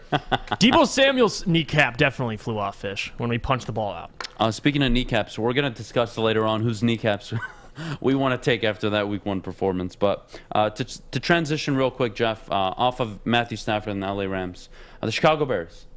Andy Dalton, like I said they should, they sent him out to basically be murdered by the Los Angeles Rams defense. He pretty much did get murdered. They didn't really have much to offer against the Rams defense. He's your typical bridge quarterback. He was god-awful. I'm excited to see Justin Fields in the next 5 to 6 weeks. I think maybe they wait even longer. I don't think this team is trying to push for the playoffs. They're trying to make sure they get the Justin Fields draft pick correct. And if Matt Nagy does that, he saves his job. Regardless if they finish 4-13 or 6-11, it doesn't matter. If he gets Justin Fields right, that alone will save his job, and it'll give this team a future to build on. And their defense is getting old, so they're going to have to retool eventually, especially with Khalil Mack being in the last year of his contract. Yeah, it's seen Matt Nagy obviously playing Justin Fields a couple plays. Had him in that goal line, the goal line run play where he got a touchdown. He converted it 1 carry for 3 yards. That stuff, the Kyle Shanahan, Trey Lance stuff, I get it. You want to use him in some plays. Obviously, Andy Dalton in the red zone is someone that you'd rather prefer a Justin Fields, regardless if he's a rookie because of his athletic ability. But yeah, I don't see Andy Dalton lasting 5 to 6 games. I think he can clear. I think by the 5th or 6th game, they're going to already put Justin Fields in, because why not? If you're losing these football games, throw your guy in who you got faith in. See, I'd be careful though, right? Because you're Chicago, along with the entire NFC North, are ranked in the top 7, I believe, in the most difficult schedule. Why would you send out your investment, which is Justin Fields? Why would you put him at risk against Los Angeles? Why would you put him against Seattle, San Francisco? Now, if you're 7-8 weeks in and you want to do it, I'm cool with it. He's had time to mature, learn the playbook, catch up with the speed. I'm sure they'll put him in packages just to get him comfortable and familiar with the game. But let me put it like this. If you're looking at both quarterbacks, and Justin Fields gives you a better chance to win every week, and their goal is to win football games. I don't know what the Bears are thinking. Do they want to tank? I don't know. I'm sure they want to win football games. Who are you taking? I get the investment, but Andy Dalton is going to lose them football games. Look, I'm confident that the Bears are a 9-win football team if Justin Fields plays a majority of the season. Right. I think they have a good enough roster to be a good football team, but I get your point. But why put him out there then? Why have him two? Do you believe the Chicago Bears are Super Bowl contenders? Let's start there. Let's just start there. NFC Championship contenders? Can they fight to get to that game? No. Okay, so we've eliminated the 2 prizes that you set out for. It's like, hey, let's just get ourselves in a position to get to the Super Bowl. If we get there, we want to win it. Mm-hmm. Okay, cool. Well, let's take a third step back, right? Are they divisional contenders this year? Realistically? No. After that performance, are they divisional contenders? No. So I just gave you that. They're not ready to compete for the division. and we want to send our guy week 1 out. No, I think they made the right decision. Now, if they want to turn to Justin Fields by week 4, let's say, even earlier. Right. Okay. Not against the Rams. Okay. Let me get that clear. I thought it was the right decision to start. Yeah, it was. I think it was the right decision to start Dalton. Let him go out there, get destroyed. You gave Justin Fields a touchdown run. You gave him 2 completions. He was 2 for 2. He looked comfortable. You got what you wanted out of him. Start in the next game. If you're somehow able to win that game, then you put in Justin Fields. And it's go time. So you'd put him in even if you win with Andy Dalton? Yeah. No.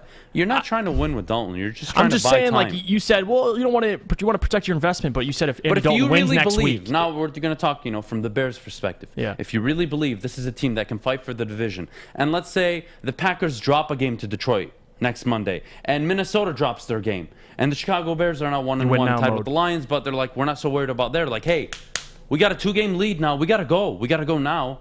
It's like, all right, Justin Fields, we're ready for you. But are they that way? I don't think so. I don't think they're in that mindset. I don't think they're a win now team. I really don't. I think they can win 8-9 football games and push maybe for a wild card spot, but I don't even think they can do that. It's going to be difficult. The NFC is stacked. NFC's stacked with wild card positions. And obviously, I could care less about the Chicago Bears, but in terms of what they should do, this isn't an Alex Smith where you're getting into the playoffs. This is Andy Dalton, which you don't even know if you'll be in the playoffs. So the best, and personally, I see quarterbacks. They develop. Justin Herbert, these guys just play their rookie year. Obviously, Trevor Lawrence, he threw 3 picks his debut. He's going to get better. He's going to learn from those mistakes. I feel like I get the point of letting him sit and learn, but if you just put him out there, you got the worst. I mean, the Rams pass rush, you didn't want him to experience that. Andy Dalton experienced that. I saw enough, if I'm Matt Nagy, where I could say my offense would be 10 times better. We put up 28 points probably with Justin Fields playing that game. We had the run game going. Allen Robinson was getting open. Mooney will probably become the whole offense becomes more dynamic with Justin Fields in the offense. But we got to head to break. Jeff, before we go to break, Justin Fields and Andy Dalton, both their hair doesn't compare to yours. Can you kind of walk us through your hair and our friends over at Lady Jane's? Oh, I got you. Let me tell you about Lady Jane's. Listen, guys, let's be honest. We love simple stuff. We like football 5 days a week. We like things uncomplicated. But like Lady Jane's haircuts for men, you walk in, you sign in, you sit down, and before you know it, you're handsome and clean. Get to Lady Jane's, open 10 to 8, 7 days a week. Walk in anytime because it's wicked awesome. I'm looking to bring on another HVAC tech right now. We are recruiting 5 to 10 techs a month. We're looking to grow and expand. Every new tech we hire is from Northwestern Tech. The hands-on training is fantastic. They're always my first call. We love hiring Northwestern Tech grads. They come out trained and ready to work. Our program is only 10.5 months, and our next classes are starting soon. So why wait? I'm looking to hire a graduate of Northwestern Tech. Northwestern Tech. Northwestern Tech. Northwestern Tech. Make sure you download the Woodward Sports app in the App Store and the Google Play Store today. Take Woodward Sports with you wherever you go and listen live on your phone or mobile device.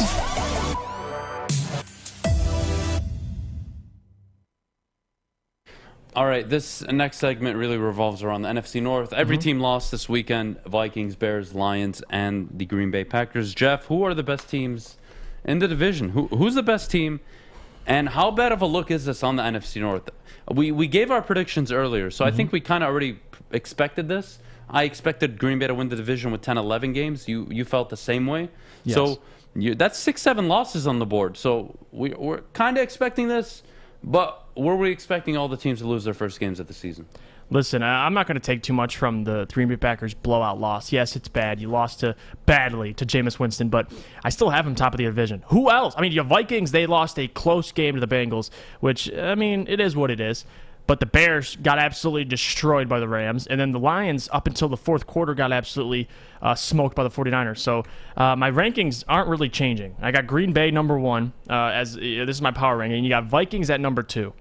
And I don't care how you swap them. You can have the Bears, then the Lions, or Lions and the Bears, but I'm picking the Bears and the Lions because the Bears defense at least showed they gave up 34, but they got better players, better talent overall. I think they're going to do better against worse teams. I mean, the Lions, I don't think we have talent at all. There's no pressure at all. So any way you want it. It goes the Packers, the Vikings, we'll go Bears and the Lions, or you can go Lions and Bears, whatever you want to do. But it's Packers and Vikings. I'm not too hung up on like the rankings. Like, Yeah. You could put the Lions 1. I don't care. Like right now, it doesn't matter to me. I think the NFC North really, they didn't play well. No, Minnesota they didn't. came back late, forced overtime against Cincinnati, but Cincinnati pulled it out. Aaron Rodgers, I gotta say, man, I'm like actually disgusted with him. And maybe it's easy for me to say because I'm labeled as the Aaron Rodgers hater, but the guy looked dejected. Jeff, he wasn't interested in the football game. No. He was done. He was done when it was 17-3. You're Aaron Rodgers. You have Devontae Adams. You have Aaron Jones. You have Matt LaFleur as your head coach. You're telling me you can't come back from 2 touchdown scores? Like, really? What are we doing here? You're going against Jameis Winston. They couldn't run the ball at all. I don't care. Like, they just looked awful. The whole sideline looked awful. Play calling was awful. Like, you know what's one thing that the Detroit Lions had, given how awful they played in the first 3 quarters? You know what they had that the Packers didn't? They still had, like, mojo, camaraderie on the sideline. 17-3 going into half. And the Packers came out dejected. Are you kidding me? Are you kidding me? That's what I'm getting out of my franchise quarterback, the guy that held my organization hostage because he was going through his menstrual cycle over the offseason. Are you joking? The guy who, I need Randall Cobb back. I need Clay Matthews back. Well, I think I should be more involved in the organizational decisions. Shut up. Shut up. What a pitiful performance by Green Bay. Pitiful. And I hope they come out and get embarrassed by Detroit. Yeah. Because Aaron Rodgers has been so overvalued in his career. And it drives me nuts. And not that he's not one of the greats, one of the elites. No, it's not about that. It's we consider him on the same platform as a Tom Brady, as a Peyton Manning. Like, how do we do this with a straight face, a Joe Montana? Even an Elway or a Marino, like get Aaron Rodgers away from me. I just can't. I just can't. I can't deal with Aaron Rodgers and his drama. When you're my quarterback of my franchise, I don't need you to shut up, but I need you to really be a team player. And I need you to take criticism for the team, and I need you to hold yourself accountable. Not sit there, sulk on the sideline next to Devontae Adams like this. Like, oh my God, it's just not going our way today. Coach, put in Jordan Love. Like, I don't want to deal with that. That's not a leader. That's just not a leader. Sorry. Like, I couldn't believe what I was watching from Green Bay. It was actually very disappointing. I was disgusted by it. Minnesota looked good. I think they looked the best out of all the teams in the NFC North. If I had to rank who looked best, I would go Minnesota looked for the best the first. I would go then. I would say Detroit looked second best, although their 3 quarters were god-awful. Chicago, you know what? No, Chicago looked second best. They went up against just a way better team, but they weren't. At no point were you like, wow, this is ugly. No, they were beaten by a better team. With Detroit, I'll put them third. It was just ugly for 3 quarters. They came back, and we all know the fiasco that happened after that. And then Green Bay fourth. That was disgusting. With Aaron Rodgers, and again, his casual running to the sideline, looking around. I don't have anybody to throw to. I'm going to throw it away, and then I'm just going to look dejected. I'm going to shrug my shoulders and like, Matt, what are you doing, man? Nobody's open. I hate you, Matt LaFleur. Get me out of here. I don't want to deal with Aaron Rodgers. He should have already been on a Green Bay, man. I think it's done in Green Bay. At least mentally, he's checked out. We saw it game 1. He threw half his interceptions he did the entire season last year. It is what it is. They don't obviously have a run game. I liked what I saw a little bit out of A.J. Dillon, but yeah, Aaron Rodgers, he should have left when the drama was occurring. Why would you wait and sit here and now out of the football field? Yeah, so we'll play one more season with Devontae Adams. They both have one more year on their contract, but why? Why are you going to end on this type of note? He's still technically somewhat in his prime. If there's any organization to just let Devontae Adams and Aaron Rodgers walk away, and I would be okay with it, it's the Green Bay Packers. They've proven over the last 30 years they can figure it out. They have a down year or two, and then they come back and they win the division, and they're contending for an NFC championship game. They've gone from Brett Favre to Aaron Rodgers. Now, do I think Jordan Love is all that? I don't know enough. I saw him look kind of nice in the preseason, but he didn't look all that great against that New Orleans secondary. So, what am I taking away here? Is Aaron Rodgers just going to mail it in? Are they going to figure this out or no? Blows my mind. Blows my mind. All right. So what's your rank? Real quick, I want to hear your actual ranking. I know you had who looked good, but I want to hear, does your ranking still stand at this very moment? Because I got Green Bay, Minnesota, and then anywhere you flip-flop it. But I want to hear your power rankings like before. 1 week is not enough for me to change them. Of course I would still keep it Green Bay, Minnesota, Chicago, Detroit. I told you who I thought had the worst performances. I thought best was Minnesota, second best Chicago, third best Detroit, fourth best Green Bay. Yeah, we can get And on Detroit that. Played awful. So that just tells you how bad Green Bay looked against New Orleans. The ending saved them because the Green Bay didn't even try. At least Detroit fought. Yeah. I've been giving credit to Detroit. Like, they actually fought. Whether or not they made it an 8-point game or it only came back to 16 or 17-20. Like, they didn't look dejected on the sideline. They were being coached. They were being yelled at. They were focused. The mojo was there. You look at the Green Bay sideline, they lost control of the whole sideline. Mm-hmm. Everybody was dejected. Why? Because they were following their leader. And their leader is Aaron Rodgers. And when he sits there on the sidelines, dejected and his shoulders shrugged, the whole team is going to follow suit.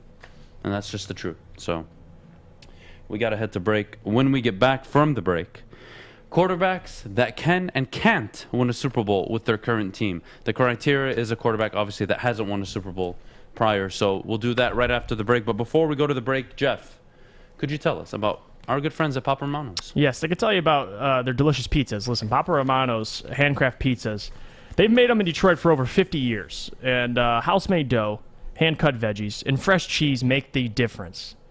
The same quality goes onto all their pizzas, salads, subs, and even pitas. Order now at paparomanos.com. Hi, I'm David Hall from All Financial. With historically low interest rates and 5-star service, you could pay your mortgage off faster without increasing your monthly payment. Get started now at 248-308-5000 or chat with us online. Call hallfirst.com. Make sure you download the Woodward Sports app in the App Store and the Google Play Store today. Take Woodward Sports with you wherever you go and listen live on your phone or mobile device.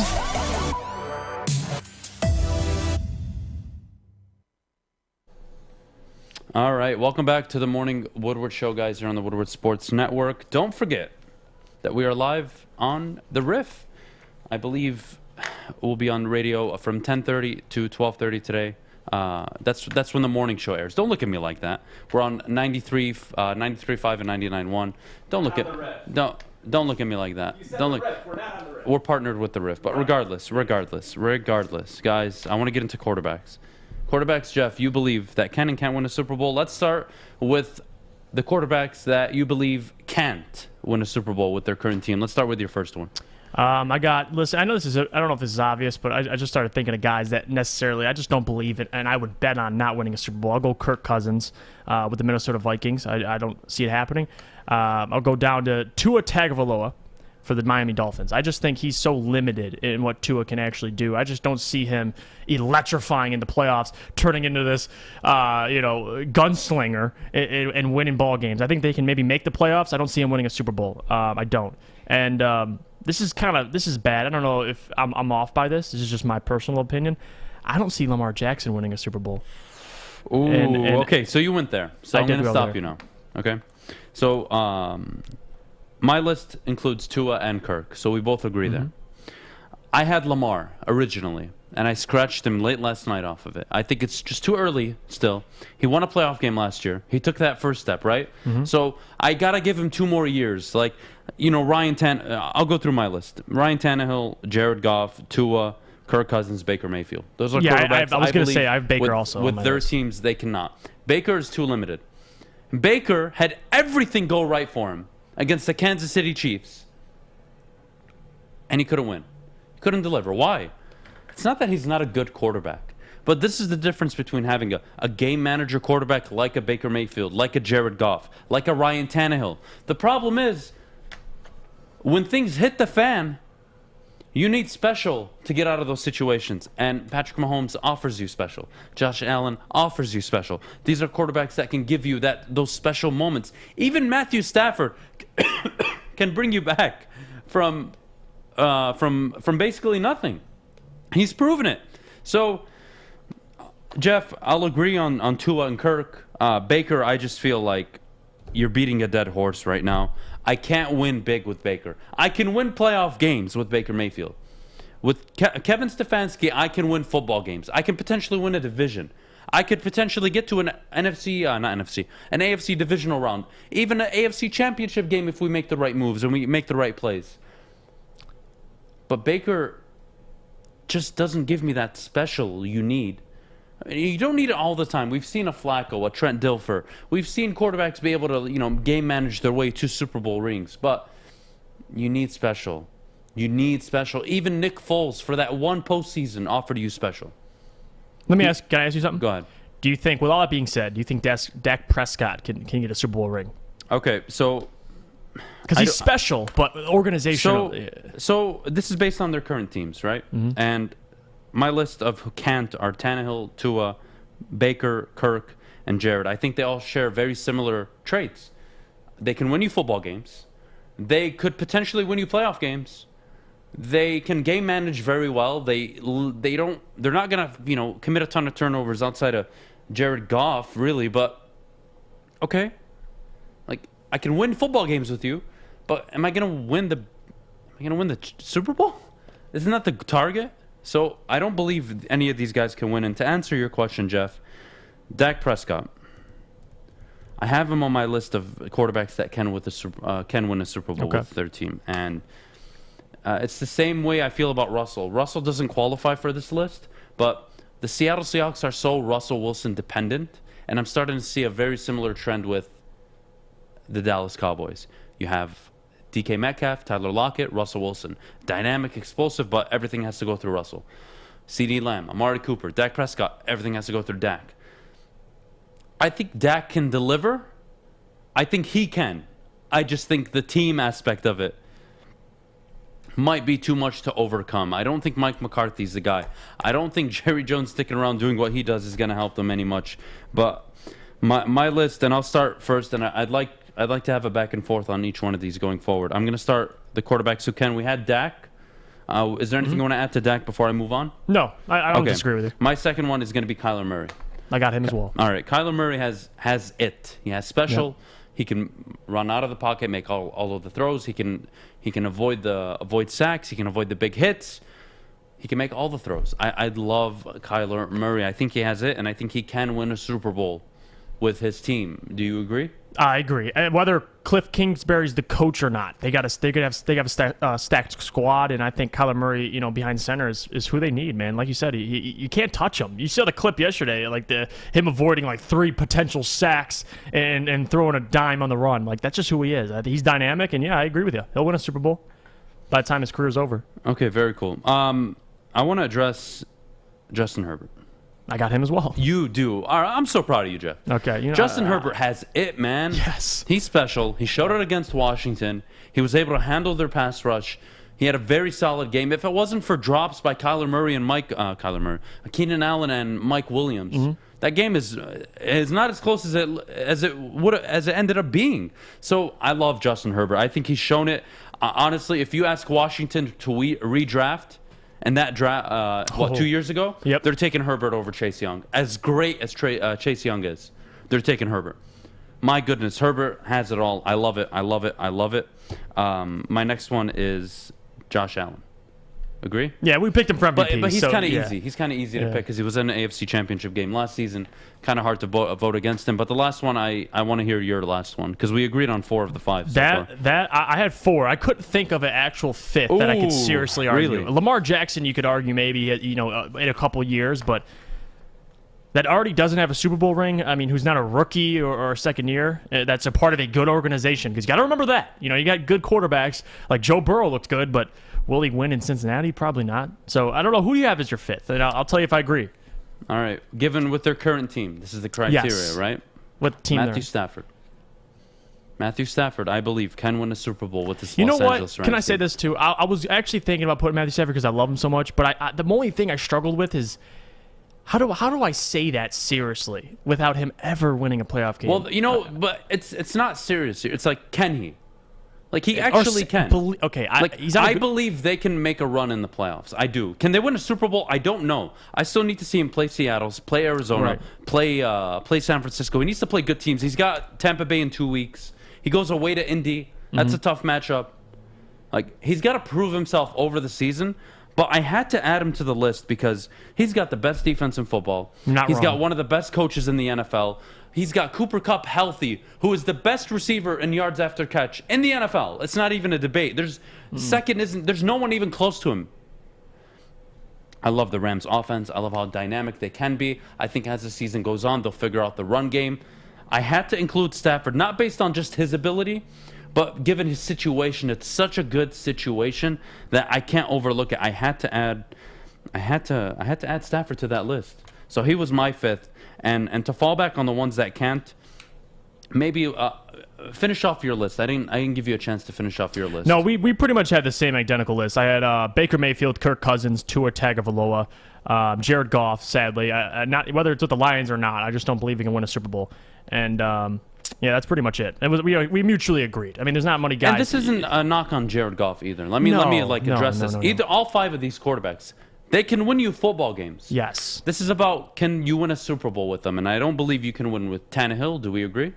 Oh, yes, Tannehill is a good one, too. Do we agree on Tua? I believe yes, I had Tua's Tua on my limited. list. So limited. We move on. We agreed on Baker. I don't believe Baker can deliver you a Super Bowl. He's due for a mistake or two a game. Like, it's tough. And he doesn't have it. If you fall behind, what are you going to do?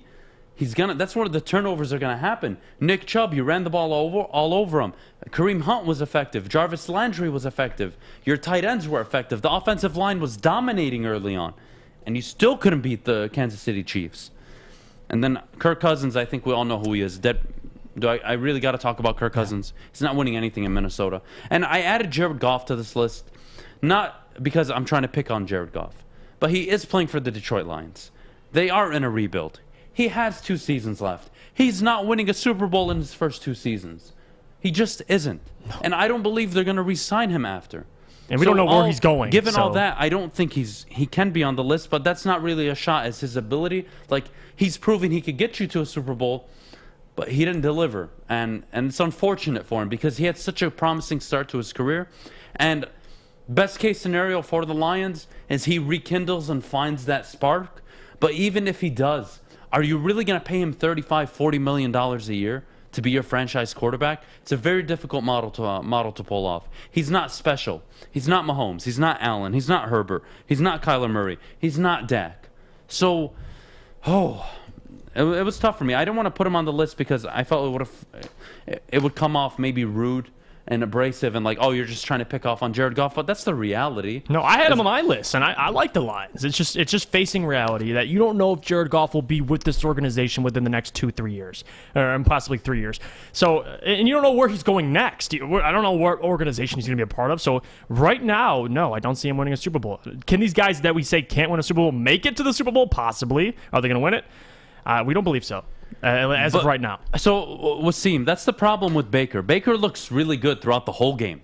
And even sometimes late in the games, he looks good. But so many things have to go right for me to win football games with Baker Mayfield.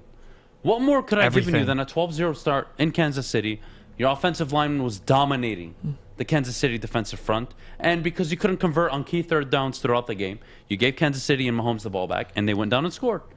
Now, again, the defense needs to be better. Yes, I'll agree. It's Kansas City defending Super Bowl, well, not defending Super Bowl, AFC champions. They were in the Super Bowl last year. Mm-hmm. It's not a bad thing to lose to the champs of your conference, just like it's not a bad thing for Dallas to lose to the champs of the entire league.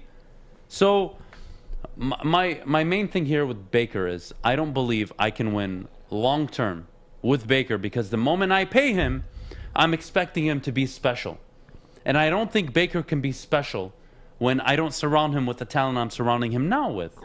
And that's really the key point I'm trying to make here with Baker. That's why I don't believe you can win a Super Bowl with him, because if you do decide to pay him, is he in that upper class of elite where you can afford to lose a defensive star and a skill position player and not pay them and they go somewhere else? And Baker's going to overcompensate for that? I don't believe so, Jeff. I just don't. And I agree with you. Everything has to go right, and sometimes it's not always like that. So, got to face reality. And I like both of our picks. If we mutually agree, something's right. If we have the same guys, maybe other people agree as well. All right, well, that's going to be it for this segment. When we get back, we're going to close the show with some Lions talk, of course. But, Jeff, whose kneecaps are you taking out after that performance in Week 1? We'll do that after the break. But before we go, I got to tell you, at our friends at Levels in Centerline now open. Starting now, you can get 10% off by using the code WSN or just mentioning Woodward Sports. Whether you're in-store or the app, make sure you mention Woodward Sports for the additional 10% off. Everything from T. Grizzly's Gas to D-Max Special Strain and edibles, all on sale now. Download the Enjoy Levels app today. It's available on the Android and Apple Store. Would you like to win a custom-built chopper while helping our veterans at the same time? Then watch as we turn this bike into a one-of-a-kind classic chopper. Watch the Call Sam Chopper Shop on our social media channels and get your raffle ticket today at callsam.com/chopper shop. Make sure you download the Woodward Sports app in the App Store and the Google Play Store today. Take Woodward Sports with you wherever you go and listen live on your phone or mobile device.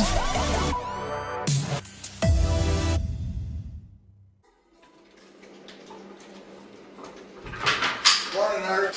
Morning, D-Mac.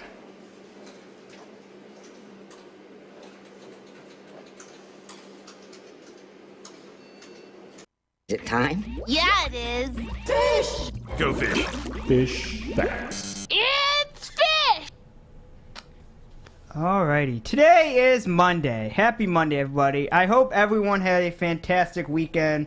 It was a football weekend. There was a lot of football actually this weekend. We had a great sumo started yesterday.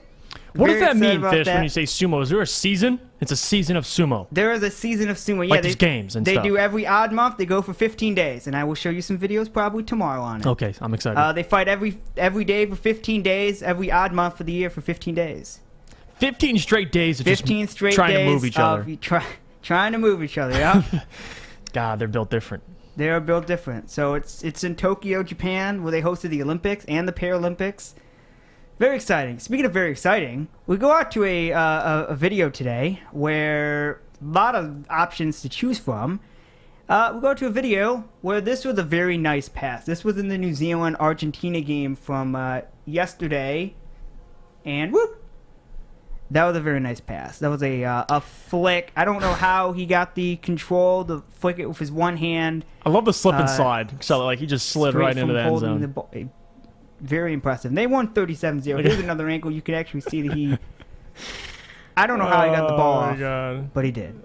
They're supreme. They won 37-0. They look like the Lions secondary trying to tackle this guy. Like, look at it. Oh, my God. They can't get him down. This is a good angle of the pass. I don't know how... Yep. That guy's got to have 8 feet hands. Speaking of 8 feet hands, Jameis Winston. Oh, yeah. Everyone's excited about Jameis Winston. He is the first QB in NFL history to throw 5 passing touchdowns with 0 interceptions in a season opener in his first career start with the new team. Overall, he is the 7th quarterback with 5 passing touchdowns and no interceptions in a season opener since the first since Lamar Jackson 2019. Yeah, it looked good. 5 touchdown passes and 14 attempts, so it's like... When he's throwing the ball, it's in the end zone, Fish. A lot of people didn't trust Jameis Winston. You should now. No. He got LASIK, so I don't know if LASIK solved all his interception problems, but it probably is what did. it is. Speaking of rookies, Penei Sewell did good, but this is Devontae Smith, another rookie. Mm-hmm. Second Eagle wide receiver with 5+ receptions in the first career game since 2000. Deshaun Jackson was the other one with 6 receptions in his first career game. That's the Slim Reaper, they call him. He is, 170, but he can make plays. He made a lot of good plays yesterday. He had a touchdown in like the first 10 minutes of the game. Him and Jalen are going to be exciting to watch, those Alabama boys. They are going to be exciting to watch. Justin Fields played yesterday. Not a shocker. Speaking of quarterbacks, our lovely guy, Matthew Stafford, made numbers yesterday. 2 touchdowns of 50 yards plus last night. That matches the Rams' entire 2020 total. That's what he brings that Goff can't. 2 touchdowns of 50-plus yards. He can sling that rock. Sean loves him. Sean does love him. And we love Jared Goff when he's going to get us to 10-7. We have a birthday today, by the way. Today Fish, When the Lions don't finish 10-7, I get to punch you in the face because I have to listen to this all season. Fish, lock the door. Lock the door behind you, Fish. I don't think there's a lock on it. Oh, dang it. Anyway, today is the 13th of September. Happy 13th. And happy birthday to Tyler Perry. 52 from New Orleans, Louisiana. Happy birthday, Tyler Perry. He's in billions of movies. A lot of people love him. He's a producer as well. So he does a lot of cool things in the industry of... Yes. You guys like Tyler Perry? I like Tyler Perry. My mother loves Tyler Perry. I lived in Georgia for a little bit. He's out there in Atlanta, so everyone knew where he lived and stuff. But yeah, go Tyler Perry. He's good at playing Medea, so it is what it is. Great guy.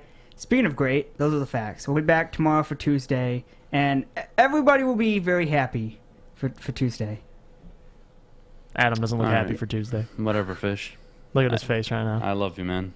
We got Monday Night Football, Adam. Are you excited? Ravens, I'm Raiders? excited. I'm not because I'm playing against Lamar Jackson and Darren Waller, and I'm only up by like 38 points. So it's going to be a rough night for me. Crossing your fingers. Gesicki gave me a donut, and that really cost me. Oh, yeah. I saw some people starting Gesicki, and I was like, oh, no. He's my starting tight end. I was so frustrated. Yeah. It is what it is. Yep. All right. Well, is that it, Fish? Awesome. Well, appreciate it, buddy. Jeff, we got to talk about whose kneecaps you wanted to take away. Oh, I'm chop off after that Week 1 performance. Give me. Start with a player before we go. Unless you have coaches, maybe I'm wrong. I have the whole entire defense. Okay. Cut them all. Cut all those kneecaps off because I can't say the secondary because the pass rush wasn't. There was no pressure on Jimmy G. So why would I fault the secondary for being a step behind and giving up big plays when the defensive line couldn't stop the run or, for that matter, get any pressure on Jimmy G? So cut the entire defense's kneecaps off Week 1. I don't know what I'll see next week, but yeah, you're taking the kneecaps off underperformers. And the offense, at least late in the game, they played horrible. You're too nice. It's the whole defense. How am I too nice? Cut them all off. You're too nice. Who are you going to go after? Because you got to single out people for how bad they are. It'd be Akuda, but he got injured. Well, but I don't care. So it's like... Good. So I'm cutting off his foot because of his Achilles. And I'm going to take both of his kneecaps. That way he never plays another down for the Detroit Lions. Because it was so embarrassing, man. The guy is making the same mistakes. I wouldn't be mad if he's like going through a development process where he missed out on coverage. He didn't understand the scheme. And now he's getting chewed out on screen, and that's great and all. But I'm like being so real right now. He made the mistake in the preseason against Pittsburgh.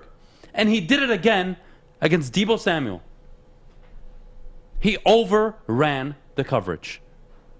He didn't turn his head back. He had no idea the football was coming. And that's why that play was made. That's why that play happened. When you're 6-7 seconds into a play, you got to turn your head around.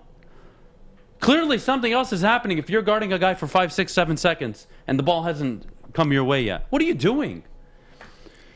Oh, my God. You're not wrong. You're not wrong. Akuda, man, it's not his fault he was taken at 3.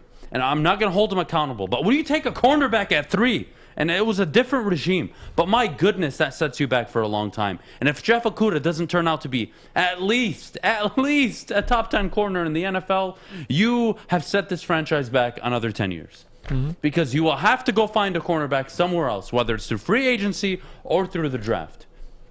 You don't have a choice but for Jeff Akuda to turn out good. That's why I was raging about Penei Sewell in the preseason. The dude is a left tackle, and you're playing him at the right. He looks awful, but no, Adam, give him time. Let him learn the new techniques. Everything will be okay. If Penei Sewell started on the right side of the football against the 49ers, we wouldn't be up here today saying, my goodness, promising, looks good. No. It would be a completely different story.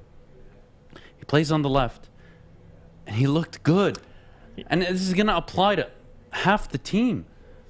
Derek Barnes needs to play more. He needs to play more. I hope we could at least admit that after Week 1. I need to see at least 40, 50 snaps from him.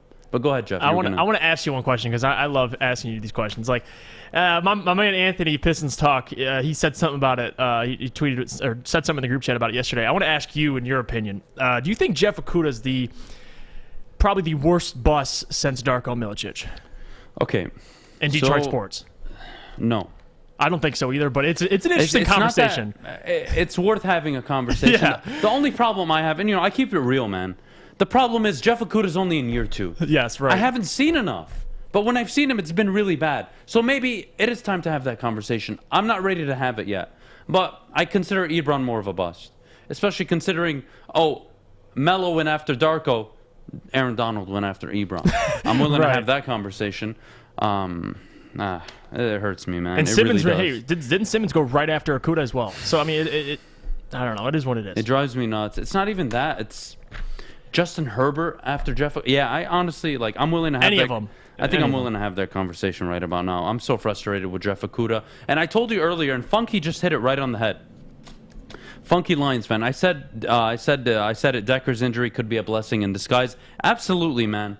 Just like Tyrod Taylor getting shanked with a needle is what gave Justin Herbert an opportunity. The same way Bledsoe just didn't step out of bounds. He took the hit. In came Brady. Taylor Decker going down might have saved Penei Sewell's career. Because you send that kid out at right tackle and he just sucks for the entire year, his confidence goes to the floor. I'm so happy about it. The Stanley Johnson thing, I think Stanley Johnson, that was a good one. Who said that? Canuck Duke? Stanley Especially Johnson. when Devin Booker. Devin Booker came right after. Yeah, I think I like my Ebron pick. People are starting to... Ebron not killing it. He didn't kill it in Indy. He had one good year. What? Who would you rather have, Ebron or Donald? Thank you. We got to save this topic for another show. I think it'd be interesting. Yeah, we should. We should probably do it for tomorrow. But before we go, Jeff, I need you to give me one more person you would take their kneecap off. I think you're going to be surprised with my last guy. I think I gave the obvious one with Okudah, but I want to hear one more from you. It's tough. I mean, I would honestly say Tyrell Williams only because I expected more out of him. Because it's not like I hated... I mean, listen, the guy left early with an injury, took a hard hit. But before then, I didn't see much. I mean, 2 catches for 14 yards. When everyone was saying this guy can potentially get 1,000 yards, he's the wide receiver 1, he's the go-to man, it was T.J. Hockenson and then nothing. That was it. So Tyrell Williams is probably, I don't know, I'll bite his kneecap off. Okay, you ready for this? Who? Every Detroit Lions fan that walked past us at the Tin Roof yesterday and were absolutely talking out of their behind about how good the wide receiving unit was while they were walking past our broadcast. Every single one of you, I hope your legs get taken out this morning. Somehow, some way. Whether it's with a crowbar, a hit and run on a vehicle. Heck, I hope your Uber driver takes off your kneecaps for you. Unbelievable. Did they recognize you and everything? Yeah, I got so much grief yesterday. Yeah. Tyrell Williams and St. Brown are going to show you today, buddy. You have no idea what's coming. And I just sat there like, what am I doing here? And you know what? I behaved yesterday. I really did. Because the Lions were down 38-10, and I didn't go on Twitter and absolutely blast them. No, I knew what was coming. I knew they would lose the game. I liked the fight. I knew they would fight, and I'm really... There was more substance in the fight, obviously, because they racked up so many yards and points, but they were, again, prevent defense. That was a given. It was a given. But something Dan Campbell had that Matt LaFleur didn't have is he had control of his sideline. Mm-hmm. They were down 38-10. They weren't quitting. No. Packers were down 17-3 at halftime. They looked like they were ready to quit. Well, that's it for today's show. I was very sad that we weren't able to have Kennedy on today, but we will get her on for tomorrow. I would love to hear her thoughts, not only on Notre Dame sucking, but Ohio State losing and sucking even more. Sorry, I had to throw that shot in before we go. Thank you guys for joining us today here on the Morning Woodward Show on the Woodward Sports Network. Have a great Monday. Enjoy some Monday Night Football, and have a great rest of your day.